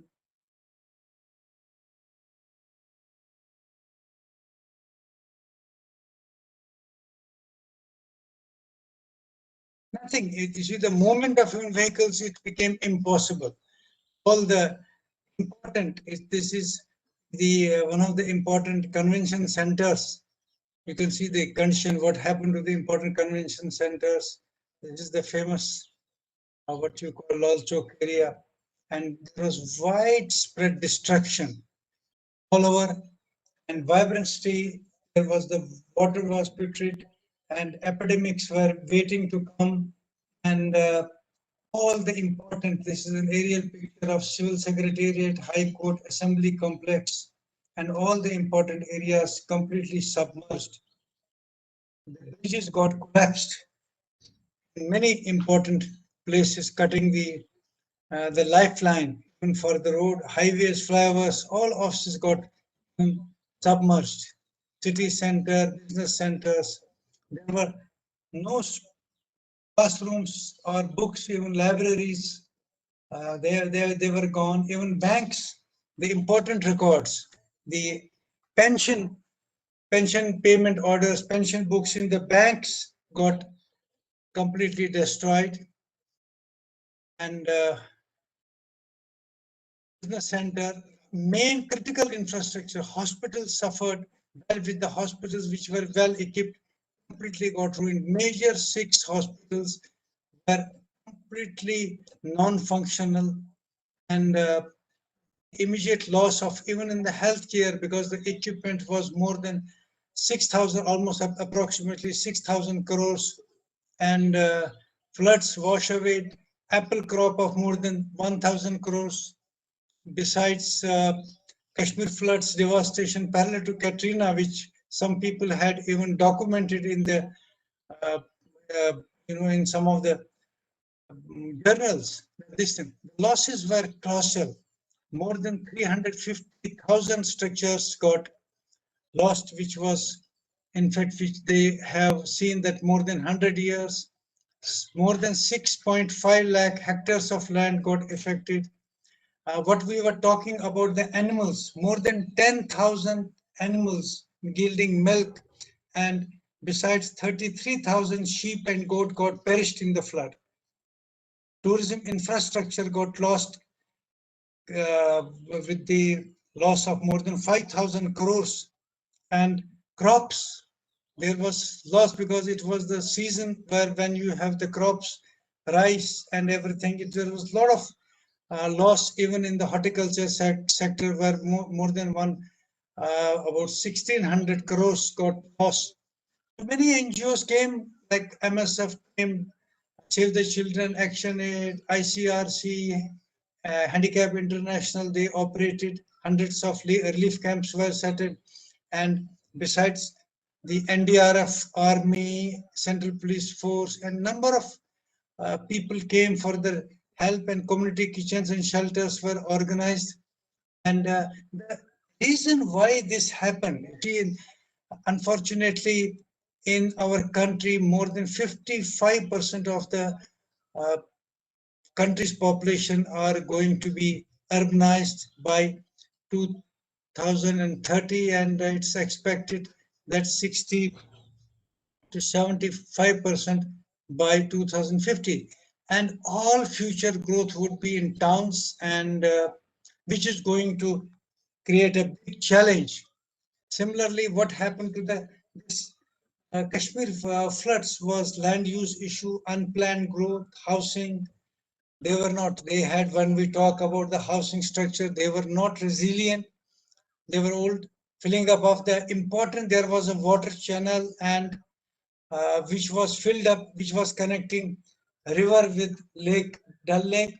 That was unfortunately with the planners, without thinking what is going to happen. They filled it up and made a road over that water channel. Similarly, all the major water bodies and the spill channels, they were got uh, absolutely, they got filled up, and you'll be surprised. One of the important area which was a water body, the Srinagar Development Authority had made their office on that very water body. There was encroachment of streams, drainage channels, uncontrolled proliferation of built-up areas on the marshy land, and poor maintenance of the flood spill channel. Maharaja Hari Singh had made a flood spill channel for protection, but unfortunately, there was no maintenance of that flood spill channel. That also was one of the reasons. So besides, there was low-level areas construction uh, which had occurred over the years, and there was lack in maintenance and coordination, and again construction of insufficient storm sewers, and whatever drainage system we had, they had got choked or blocked. And we need to understand the problem and see the flood mechanism, and what our previous speaker has mentioned. Flood mechanism and interaction is important. Besides, urban drainage system, which has not received attention in many cities, what we saw in Chennai, what we saw in Hyderabad, and many other, even in Bombay and Delhi, which we see with little bit of rains, what happens. So urban drainage system needs to be looked after. Scale of flooding, whether it is a localized or town wide or river catchment wide area, and we know about the frequency of the flooding which has been occurred, like in Bihar. After Kosi floods, almost every year we get floods, and also the urban flooding of Bihar has created a nuisance. We have to have mitigation measures which we have, and for that, better forecasting of heavy rain, used with the help of Doppler radars, identification of vulnerable zones in the mega cities, improvement of old drainage system, reinforcement of the weak and buildings, which is very important, implementation of health and sanitation measures, preparation of long-term plans, diversification, great awareness. Public awareness is very important. And besides, pollution control measures with planning of green cities, including urban forestation, integrated stormwater management, could be some of the things which could mitigate the effects of urban flooding, and also managing fresh water, wastewater, and stormwater. When we are now getting, because of the climate change, we are, on one hand, we are getting shortage of water even in cities. So we need to have how we can conserve this water retention, whether it's a retention pond or on-site detention, rainwater harvesting, green roofs, pavement convergence of modeling techniques, geophysical, geospatial techniques, technologies, web, mobile, GIS. And also what is important is we need to make our infrastructure in urban areas resilient. If we have a twin challenge of earthquake as well as the floods, we have to make ensure that our infrastructure is earthquake resilient and also flood resilient, which will help us uh, in preventing the towns and important situation. Thank you very much. This I thought, and also I would like to mention about the need for the animal what we have mentioned, because knowing that large number of animals got perished in Kashmir flood. So we need to have plans for how do we save animals, care of wildlife animals. What Professor Chandan Ghosh mentioned about the Kaziranga, in the Brahmaputra floods in Assam, Kaziranga, the rhinos, they came all along on the sites, and this also happened in many wildlife sanctuaries which got submerged. So we have to have plans for not only for the domestic animals, but also of the wildlife, which is very important. We have the experience of Kosi floods, or even in some of the rural areas where whenever the flood would occur, the people would just tie up their animals so that it doesn't go. And with the result, they would die. But we need to take care and ensure that our animals on which the livelihood is based, they are safe. Thank you very much. Thank you so much, Dr. Ahmed, for sharing your insights and your practical experience during the Kashmir floods. And as I was, we were discussing yesterday also, and there's something which I'm sure Mr. Sharma, Mr. Gajendra Sharma, being leading such an important organization in India, they must also be discussing. See, we talk about CSR funds and how CSR funds are eligible now under the corporate law to be spent on disaster management related activities, disaster risk reduction related activities. And I think we need to prioritize what we are talking here today. Livestock safety and animal safety. I think it's good that it's been discussed now, but it needs to be prioritized, and it needs to be pushed because it has been ignored for a long time. So it needs that extra push from a government's point of view also, and the private sector has to engage in this. And I'm sure Mr. Gajendra would agree with me on this, that without private sector engagement, I think government can do as much. There are limitations where the government machinery, they're good at policy. They would push implementation, but then without the engagement of the private sector, things don't roll.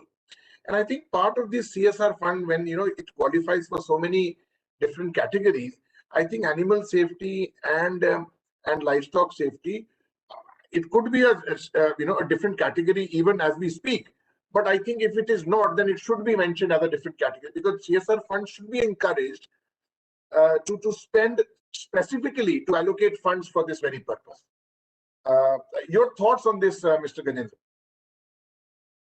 Yeah, thank you, Mr. Sood. You are very rightly said that the government or one or two organization alone won't be able to make the difference.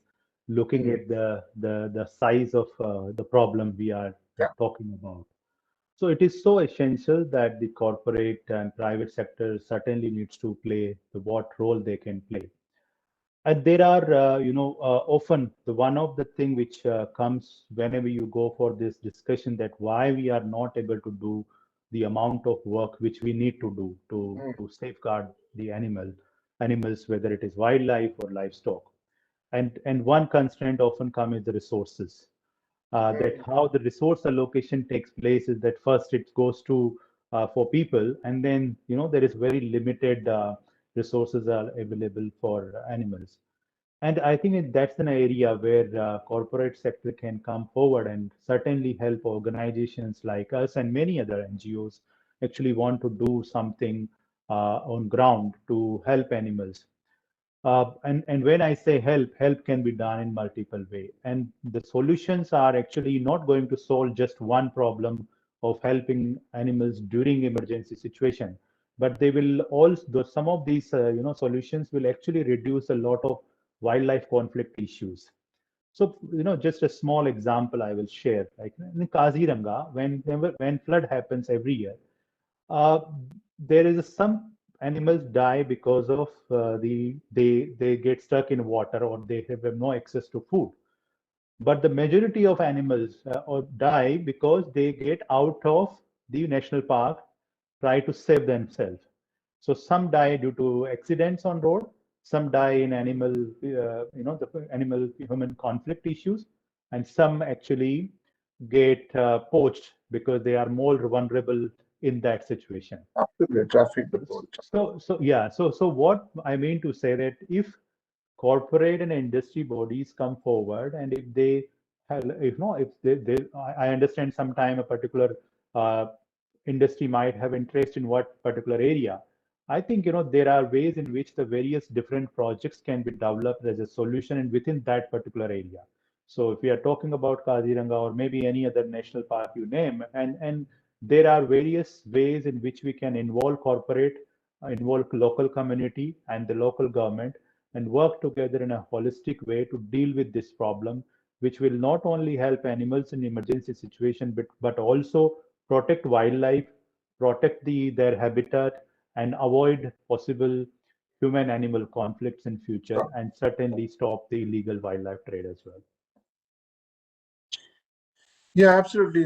So very well summed up, Mr. Sharma. And I think a lot of we shared a 50-second video which was broadcasted on the UNDRR social media, where there are several, there are many speculations, there are many theories around why COVID-19 was why did it even come into existence, in almost in November, December 2019. And one of the theories which has been looked into very deeply is the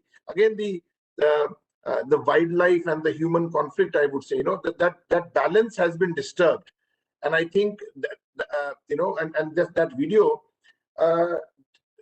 does raise a few points which are relevant in this entire context, because we've intruded, I think, a little too much into wildlife, and also into the food chain, which we when we were in primary sections, we used to read and study about food chains. But I think there have been imbalances in the food chain also, the theory of bat and all of that. But I think it's the problem is bigger than that. But what it has eventually led to, if at all, COVID-19 was the seed was sown because of that imbalance. I think it is the biggest wake-up alarm we can ever get, and I think they deserve the planet. And I'm sure you would agree more than anyone else that the wildlife and the livestock and the animals, they deserve this planet as much as we do. So, and if they are not being able to voice their opinion, that doesn't mean they're weaker by any way. They can retaliate in a lot dangerous ways that humankind would not be able ever be prepared for.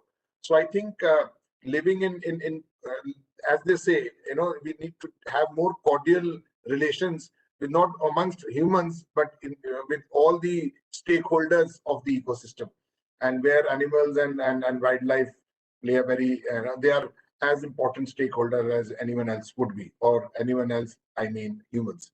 Over to you, Mr. Dr. Chandan Ghosh, for your comments, sir. Okay, we have another presentation. Akhilesh. I'm afraid not. I think yes. Akhil, you have an update on this? I don't think we are trying to reach Mr. Akhilesh. I'm not able to reach him. So probably, Manak, are you able to reach Mr. Akhilesh?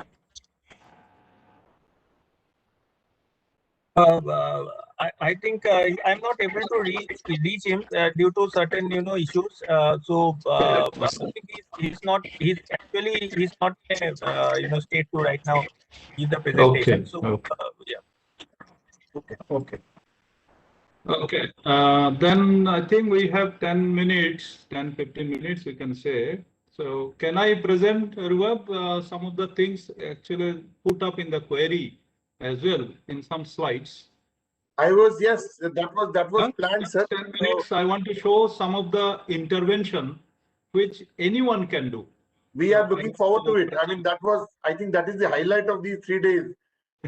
Like any other president, we really are looking forward to your experience sharing and some solutions which you would like to share with us. Okay. So one of the person like Dr. Shwan Kumar Singh from Patna, you see, you face urban flood. So in Delhi also you face, or those who are in Chennai, Hyderabad, or Surat, or every places. So he says that what to do with the flood. So now let us see some of the micro level of things where community can do. So then I'm sharing few of the slides which are very solved somewhere else, but we have not adopted. So let us see what are situation perspectives. Wherever situation arise, then what are the things that we can do? Of course, these are our cyclone shelter. You know, they are made 1 story above because keeping in mind that this entire bottom portion may get inundated due to the heavy rainfall that occurs in the during the cyclone. So that way you see situational aspect is taken and the people can stay here or they are keeping a roof also. So each has got certain situation is like that. Here it is a flood prone area, it is a cyclone shelter. People will take shelter either here or at the rooftop for a day, 2, or whatever it is. So this is one of the construction that which are several are there in our coastline, especially in the coastal districts in the east. Then we may face, or we have been facing these things. Patna is also not different, or Delhi also not different. In our gated colony, we are called gated colony. Of course, this building not into our country, but we often face. But what is there in a gated colony? We have a nice boundary wall. You see that level of water has come up, maybe 1 feet, 2 feet. But each of these gated colony has got a in-gate and out-gate. So here you see what they have done, that anticipating that such kind of water may come for a day or for few hours, coming from outside, not necessarily that rainwater that has caused only in that compound or surrounding. So here you see a gate, which can be dismantled after flood water left. So for 1 feet, 2 feet level of water, which otherwise would have entered into the entire compound here, it would have created even several thousand or several lakhs of amount of damages in the form of dampness and other things that could have been saved by a gate in the in-gate and out-gate, both sides, keeping these things ready because flood doesn't come all in a sudden. So in that case, we are in a position by providing such kind of barrier, or through this barrier, we don't have to be very 100% leakage proof. No, let some leakage occurs. At least every household in our country, we keep pump 1 horsepower, 5 horsepower.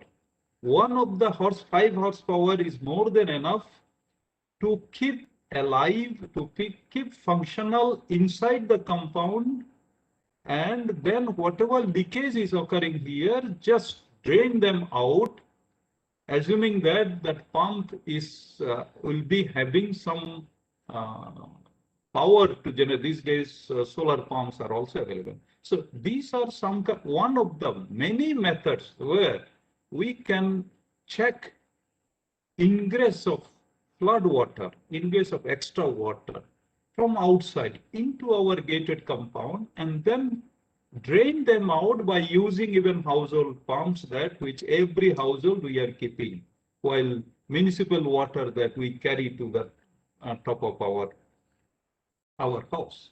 Okay. We may have some gated control in the wall itself. You see, these are the things can be opened, can be cleaned, can be kept ready before monsoon, so that if water enters there inside the compound through some sources, they can be drained out after water is gone. Otherwise we have to use some pump. Or even whenever there are some low-lying like pump room or underground basement is there, we can only make this kind of SCP sheets are available these days. Very nicely, they are being used as a roof material or even lift cover or even in the many things we are using. So, or even cast iron things where we can put some kind of rubber gasket over here, so that in case when water is here, when they are likely to enter maybe in few minutes, just create this, just oil these things and keep them ready so that they can be closed here so that no water enter here. So these are all situational basis of saving ourselves from the inundation of the water in our compound. Then dry proofing, or even you see, here is a pump, here is the water. So here may be the gate. We may know that there may be some level of water which may go up, but that can be stopped, rather rather spoiling entire pumping system which we are using for maybe fire or other things. So there are certain factories, certain emergent facilities that we do in our country, but there is no authentic documentation being made for the public in the name of awareness or public awareness and community awareness.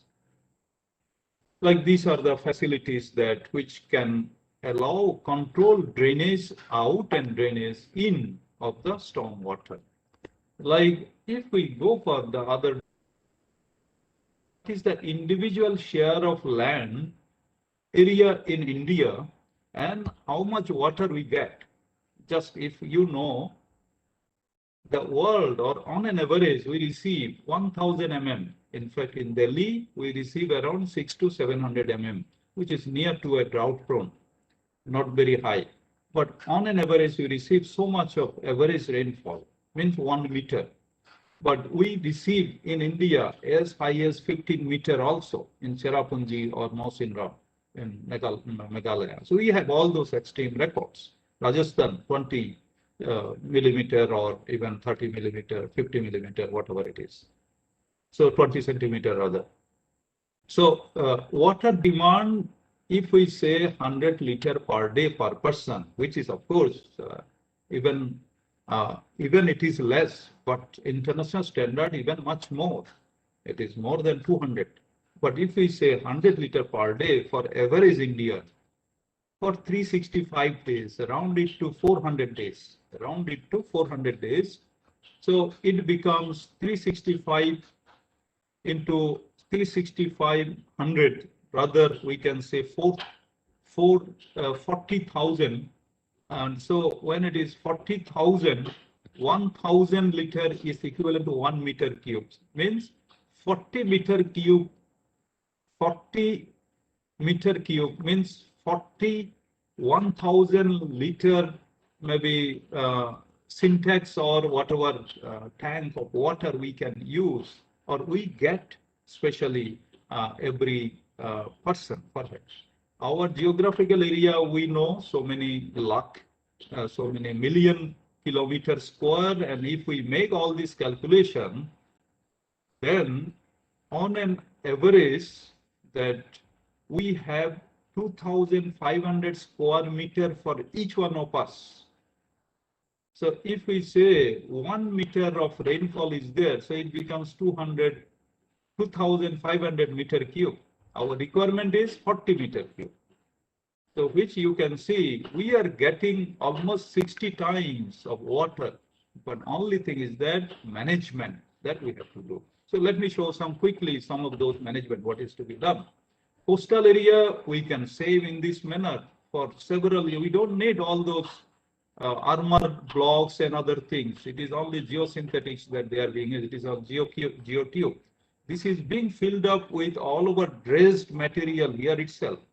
So these are very, very fruitful technique in saving our coastal area. And this doesn't cost the way that it costs when you go to Mumbai and those area, Kolaba area, wherever, uh, there you see that 1 6-ton, 5-ton kind of that tetraprod are being used to save the coast area, that area, from a heavy that waves that come. Here you see 2-3 level of this tube can be even 10 feet diameter, 15 feet diameter tubes, which can be laid over here. No technique or technology or things are, all these materials are plentifully manufactured in our country. We export more than 90% of this material, but we can judiciously choose this material, which are petroleum byproduct, then save our coast in this manner for lifetime. Doesn't need any amount of, careful or any kind of, not much of the maintenance and other things. So even we can make really a road like this on a water, like we are talking of animal safety, we are talking of livestock safety, we are talking of saving things from the people and everyone from the flood. We can create impermeable, impenetrable road on the water where which is inundated due to flood by using this material and using only whatever sand, cement, or whatever is available there, it's by pouring them, pushing them there. So this is also one way. And of course, there are many capacities there. All these things are engineered material. So they are polyester, polyamide, and other things. I'm not going into those details. Just wanted to show some more example of our road, some more example of our city, and again failed system that in our city itself. That the pump which was dedicated here, it didn't work at that time. So if we say this is a disaster, then it is surely, it is our incapacity to handle the situation during rainfall to operate the pump. So if we say disaster, then maybe it will add another item into our list of disaster that we are facing. But no, these are all micro level changes that we have to make our things more resilient. And you see that how quickly using sandbag type of thing, these are all sand, but these are all polymeric material. With this kind of things, we can increase the navigability, or we can increase the capacity of this river or stream before they inundate the area over here quickly like this. So these are all being practiced elsewhere in the world, but we as a community, rather than waiting for the schemes from the government or grants or CSR grants, this can be, right now, COVID hospital are being made by many voluntary faith-based organizations without taking care of how much grant is given, then only we do.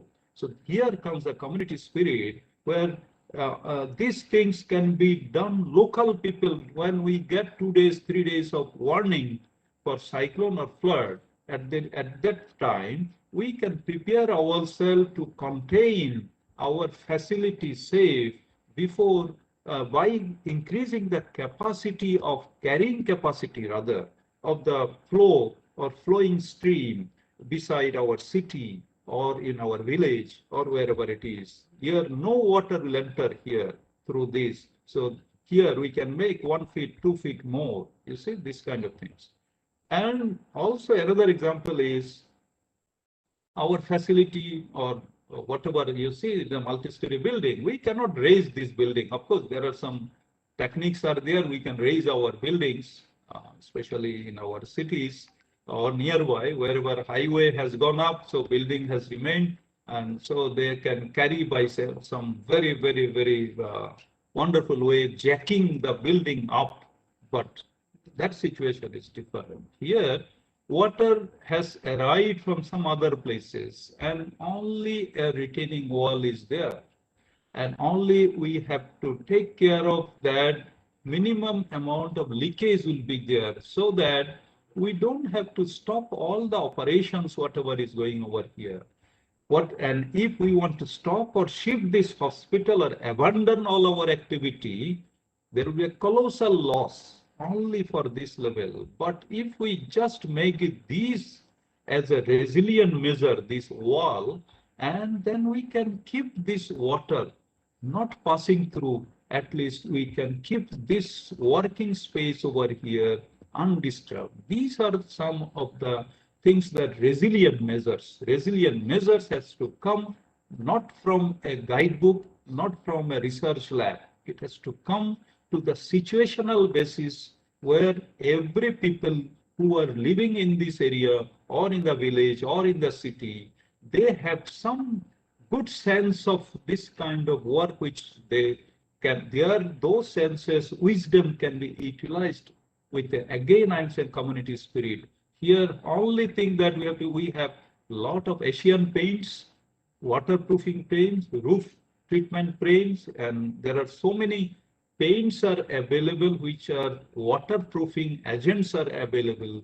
Only thing that when we see that every year or every time such kind of water are getting accumulated, then at least make this wall sturdy enough and leakage proof as much as possible and save this facility, keep this facility functional, rather than thinking big, oh, let some people come, let government come, let municipality come, it is their job, that job, this job.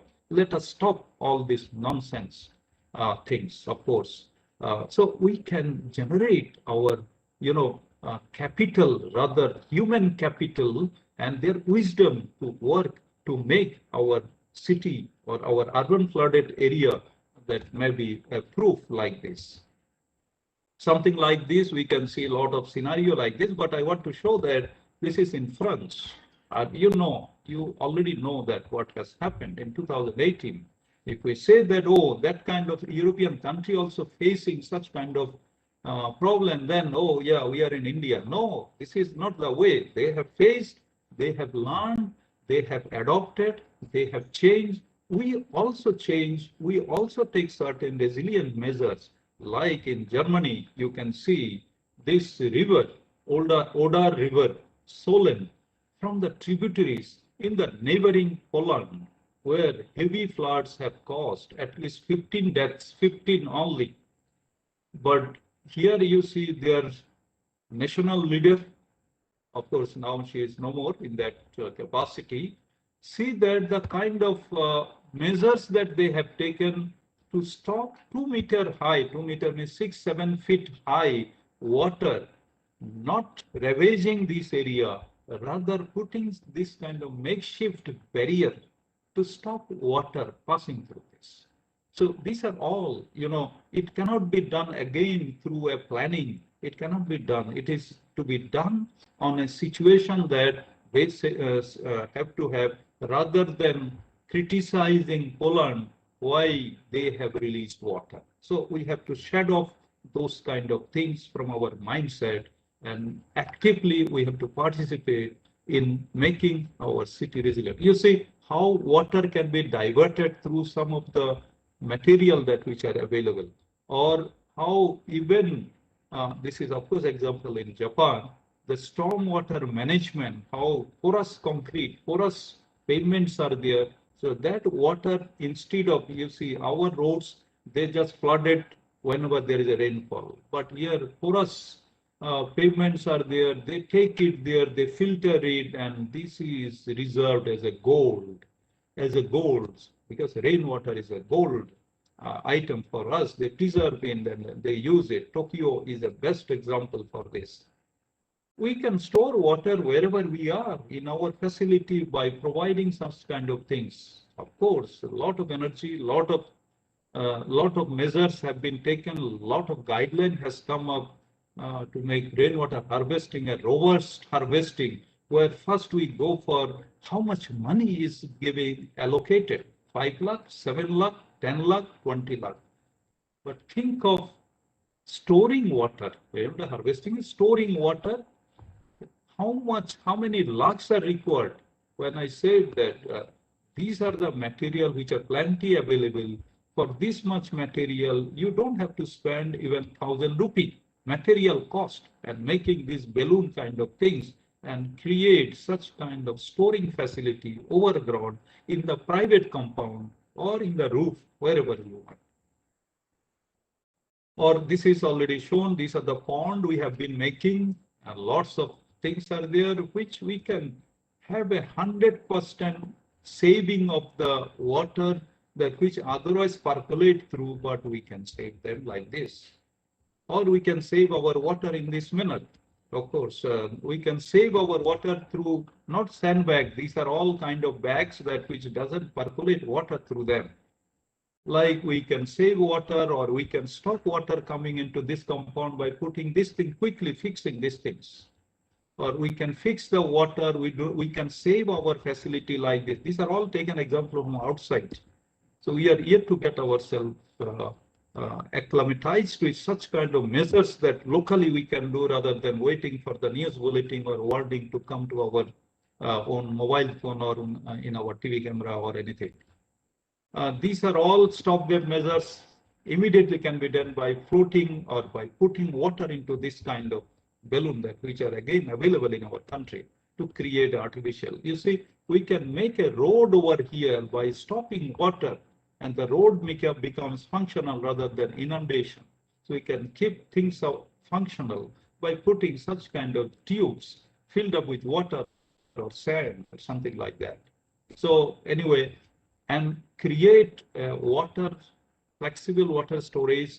We can store maybe 5 lakh liter of water in a geomembrane, hold all, and carrying it to riverfront or wherever flooded things are, fill it up, leave it there, close it. That way we can stop some water going to the sea, and those can be used later on. So anyway, just I wanted to show that this is Chardham area or how we plan it. We do not do all this planning. It is a 100-year flood, how it comes, where flood level is there. So we can plan this is there. So this can be elevated here because this is the level of flood. Such kind of measures are also taken. There are several thousands of measures are being taken as a resilient measures from flood. And in fact, one of the example of this at Sundarban, you can see, this is the sea part, Bay of Bengal. And if we make such kind of barrier over here, just I'm stopping in 2 minutes, we can save this entire portion here from inundation. We can make a rather more user-friendly, land use friendly, flora, fauna can develop if maybe these are the things, this portion or this portion, maybe 50 meter or maybe 30 meter here.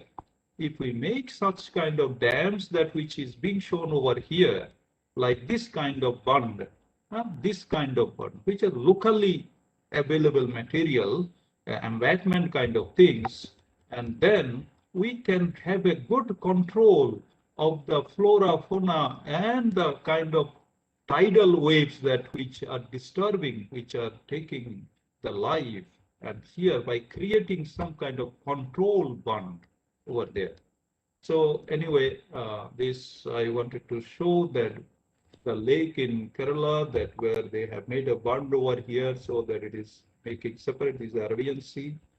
And some of this effort are being made. Even there was a big project over here, which is now getting some bottleneck is there in Gujarat. But you see aerial view of Clover Cove Coastal Reservoir, Hong Kong. This is that coastal reservoir. So we have a huge coastal area, and 85 to 90% of our water we are losing to the sea. So in the coastal area itself, by creating such kind of things, we can preserve our water, rainwater, sweet water, even in the coastal environment, which can be later on used. So, okay, this is of course example in Andhra Pradesh where they have made a 170 kilometer long, 74 kilometer long pipeline within 10 months to connect Krishna and Godavari, but Polavaram Dam, which is now halted construction. So this is one of the new way of river linking, the surplus water transporting to the less water. So these kind of things are getting more important with less disturbance to the environment and very quick. This is that construction that done 4 years back. So anyway, I think I have taken too much of time, but just wanted to show that there are several ways that you see. These are the polymeric polyurethane kind of things. Flood sucks is the commercial name. You see, when you place it, it gets floated and it doesn't allow water through that. And this is that commercial name produced in UK. We have not yet started, but these are the household application. Last slide I wanted to show. Water is about to enter here, but use this material. It will not allow your water. You are here. And this is a job, hardly 5 minutes, cost hardly few thousand. So let us not talk about the money. Let us talk about the quality and types and usage and situation where we all together as a community would find them really suitable, where common sense will persist more than persist more persistently rather than just going for, okay, we need money, we need this. No, we have to change that perceptions. And so these are the flood sucks, and these are the way that we can take these things at various places. You see, we can stop this kind of shops, from entering water by putting these bags only. You see these bags, how quickly they can be installed, and even in the bathroom also how they can be quickly installed to soak almost 20 liters, 30 liters of water, 50 liters of water. Within no time, they soak everything, whether it is oil, water, or everything. So, okay. So these are various kind of stopgap measures or protection barriers that we can have, and which of course in this way that whatever we are doing, these are all huge expenditure with no purpose to solve the real problem of coastal flood. But here you can see flexible wall, and this is concrete. We can change to this one with less cost and more flexibility. Thank you. So world is not running out of water. Water is running out of the world. Store water, save future. Dhanyavad. Sorry, I have taken too much time. Not at all, Professor Ghosh. I think it was a very, I would say, another thought-provoking few slides which you showed.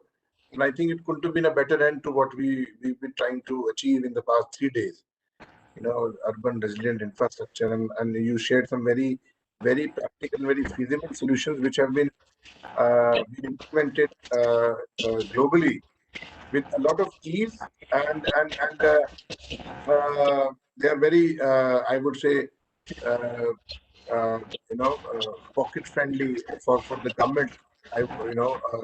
Compared to a lot of other solutions which you also compared it with, and which are time consuming, labor intensive, and even cost intensive. But there are several, but then every land or every challenge, the solution has to be tailor made and it has to be customized. And but then the intent has to be very clear. That are we looking at a long term solution, or just a solution for for immediate sort of remedy? I think some very interesting points you've touched upon, and I think this also brings us to the end of this very interesting 3 days of online training. Almost 300 and 300, over 300. About 125 as of now here on this platform, and a larger number on our YouTube live channel. I think they really must have liked and appreciated what we've done, what we've sort of tried to disseminate in these 3 days. And it's been a learning experience for me personally. And and it has been the same ever since we started this initiative with NIDM when the COVID crisis sort of locked us in. But I think, as you also mentioned, on a lot of occasions, that knowledge sharing and knowledge learning, it can never be locked. And I think this lockdown has given us an opportunity to enhance our knowledge, enhance what we have learned, and also given the experts the platform to share their best practices and their experience with different stakeholders of the ecosystem. So thank you so much. I would request if Dr. Ahmed is connected with us, Dr. Ahmed, I would request, if you could make some final comments, sir, concluding remarks for this OTP. Before I request Dr. Chandan Ghosh to deliver the vote of thanks and Thank you, thank you, Rubab. Thank you. This the 3 days training course on an important subject on urban flood resilient infrastructure and also the animal safety has been an important training course, need of the hour, and especially knowing that climate change over the past couple of years has created havoc in many states of our country. And if we don't act and take action, we are going to face catastrophes in future as well. And we had very good presentations. We had eminent speakers who tried their best to make participants to understand on various topics, especially on this urban flood resilient infrastructure, and what Mr.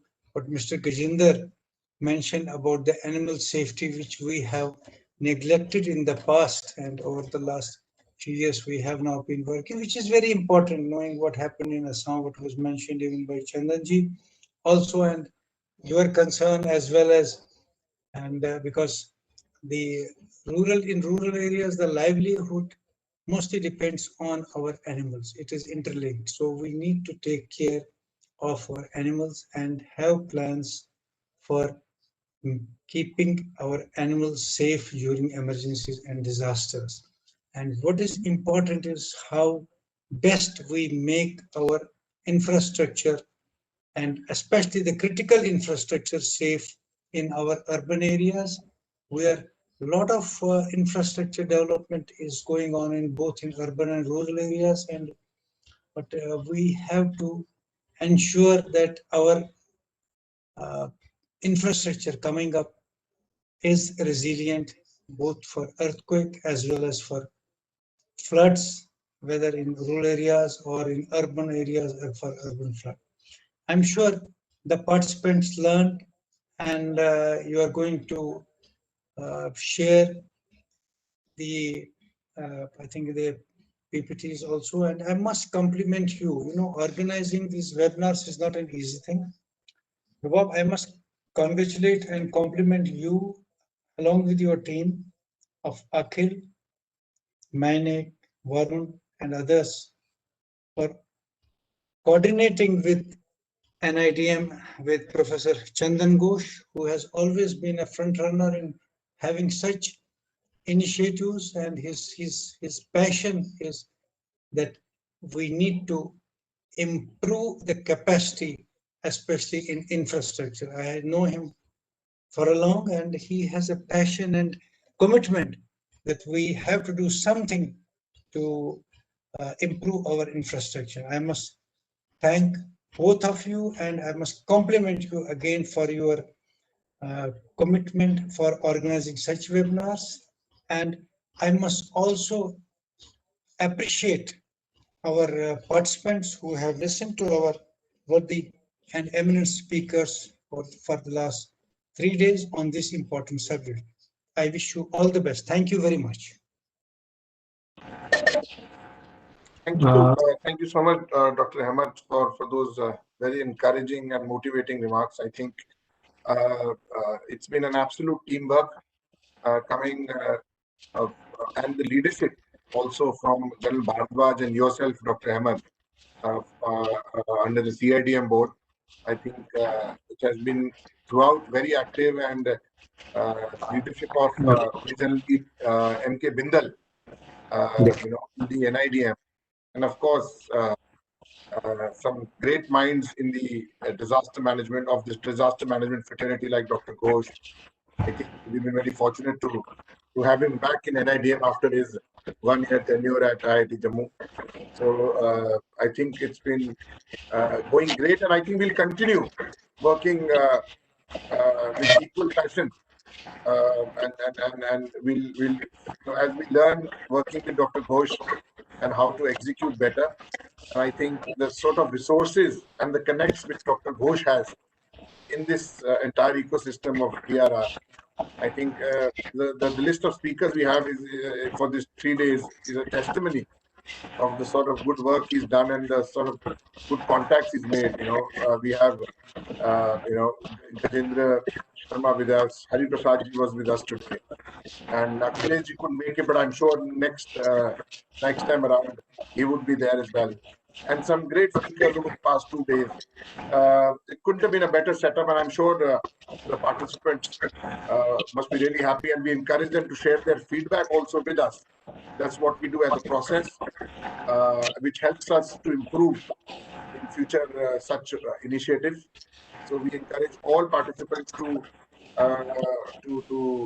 share their feedback, and to also wait patiently for the certificates and the study material, which would be shared by us to each and every participant who has been with us for 3 continuous days. A certificate would be issued, and the study material will also be shared. So give us some time, because these difficult times, everyone is, in your circle, family or friends, we wish them the very best, but then there are challenges which we are facing. So, difficult times, but then we have to be together. We have to contribute towards breaking this chain of spread of COVID-19 by staying at home as much as we can, and being safe, healthy, taking necessary precautions. So I would like to thank again my colleagues, Akhil Gupta, Menak Mojumdar, Varun Sharma, who, like all others, amid so much of difficulty and so much of personal issues, have been able to contribute to, to successfully execute this OTP. And all the speakers and eminent personalities who have joined us in these 3 days. Thank you so much. My personal thanks, and on behalf of CID also, many heartfelt gratitude to all the participants and the panelists. Final comments from you, Mr. Ghosh. Quick comments. Before I say final, I think Hari Prasad may like to say something. Hari Prasad is there on the screen. Dr. Hari Prasad, would you like to say? Oh, okay. Okay, so I think this is an and in beginning.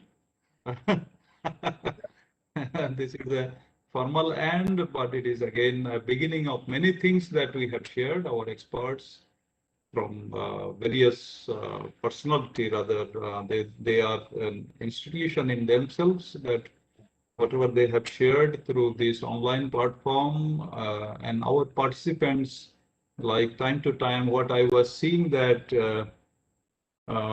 some questions also they have raised. Urban development without study of catchment contour is prevalent, leading to frequent flooding in urban area.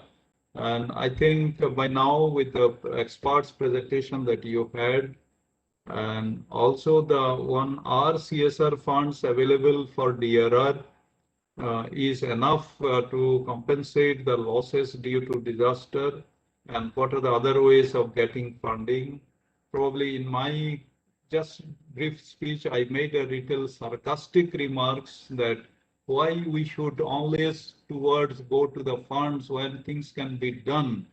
When we are able to make, when people from their own pocket, they are able to make 1,000, 2,000 bed hospital, for the COVID situation without taking any funds from anybody else, when we are contributing so much to our faith organizations and giving donations and other things, when those can be diverted for education and taking care of this current corona crisis in mind. So let us not only look for the fund, let us see and bring that this is the way things can be done. And this is the line and plan that can be done rather than funds will come, we think of. Probably we have to change our way of looking at the problem, like some of those things are highlighted in my presentation. And also, Dr. Hari Prasad also presented a lot of situational crisis managers, especially during urban flood. So CSR funds, they have got their different role. Government has got some rules and regulation, but ultimately, who are the people dealing with CSR fund? It is more important. And through this platform, through this FICCI platform, and through many other such programs, we come very close to them. And I know at least many of the PSU, they are looking for real implementer. For them, they have resources and grants and funds are there. But most of the time, those funds are being siphoned not by the fund giver, rather the people that who take those grants. So there, some kind of sanctity has to come in our mind as a spirit that we want to develop in the name of DRR or disaster risk reduction. So once upon a time, there was a survey that every 570 people, we have got an NGO. I'm not mentioning it in terms of in a bad sense, but we have many such organizations who have created some channeled resources to get CSR funds individually and collectively. So for community that we are, the problem that we are facing, we have to identify the problem, bring it to the people that who know something about that, share it. That was the community kind of spirit that India government tried from 2004-5 onward, the biggest program about the capacity building, community building, UNDP program by amateur. So those programs comes and they have gone, but we have come to know a lot about the DRR. So only thing is that my appeal from our side, FICCI side also appeal is that this program, that such kind of program we'll be doing time and again. Please don't think that it is a one kind of orchestra or circus show that we are doing, or we are trying to cash up on that, how much famous we are. That is not our aim. Our aim is to, whoever are the experts are there, bring them here and share their ethos as well as their work and their experience. And equally, you also gather those kind of things and along and utilize us, take us to those areas that where we can really personally as well as officially go there and then take the problem by your help only, and then see that how much fund is required. And there are many solutions are there elsewhere in the country, outside the country. So online, as a COVID positive has brought a positive dimension in our interaction in this manner, even being Saturday, even at 5 o'clock, that we took that positive spirit in our mind. So let we take this beyond this online platform, bring it as a necessary skill in our life, where we can utilize each other resources, not in terms of fund again, but in terms of that understanding that we have a problem, especially in dealing with the urban flood, and then take it forward. So on behalf of NIDM and on behalf of again FICCI, yes, it is quite formally that we know we are indebted to each other, both organizations, but at the same time, we are thanking each other just because we worked here. And more than important that our participants have been here throughout, and they have been asking interesting questions as well as their satisfaction. But your satisfaction, just carrying it forward after Saturday afternoon after 5 o'clock, is not the satisfaction. It is rather undying spirit that grooming up in our heart to look for disaster resilient measures, especially this 3 days topic in urban resilience, livestock, and animal safety. So thank you all, and we shall meet again. And it is not a Rangamanch. It is not a Rangamanch that we have performed well. We are very happy. It is not like that, because COVID is increasing. COVID is increasing. Mathematical model is saying that whatever per day infection that we are able to identify, actually it is 1/10 or 1/20th of already positive that we have. Whatever test we are doing, at least according to some theory, that 10 to 15 times more untested people are there. So in that way, whatever the 3 lakh plus per day that we are getting, in fact, mathematical model recently came out from one of the famous IIT that very soon, in 15-20 days of time, there is a projection that per day, in this manner, per day projected infection, rather positive rate may be 10 times more, means 30 lakh per day, which will be all-time record in such kind of manner, the way that we are going on. So it is not a matter of satisfaction or thanking ourselves in this COVID period. Rather, we should say that please take care and have a nice time. Right. Akhil, would you like to make anything? Are you trying to make a point or something? No, nothing. Okay.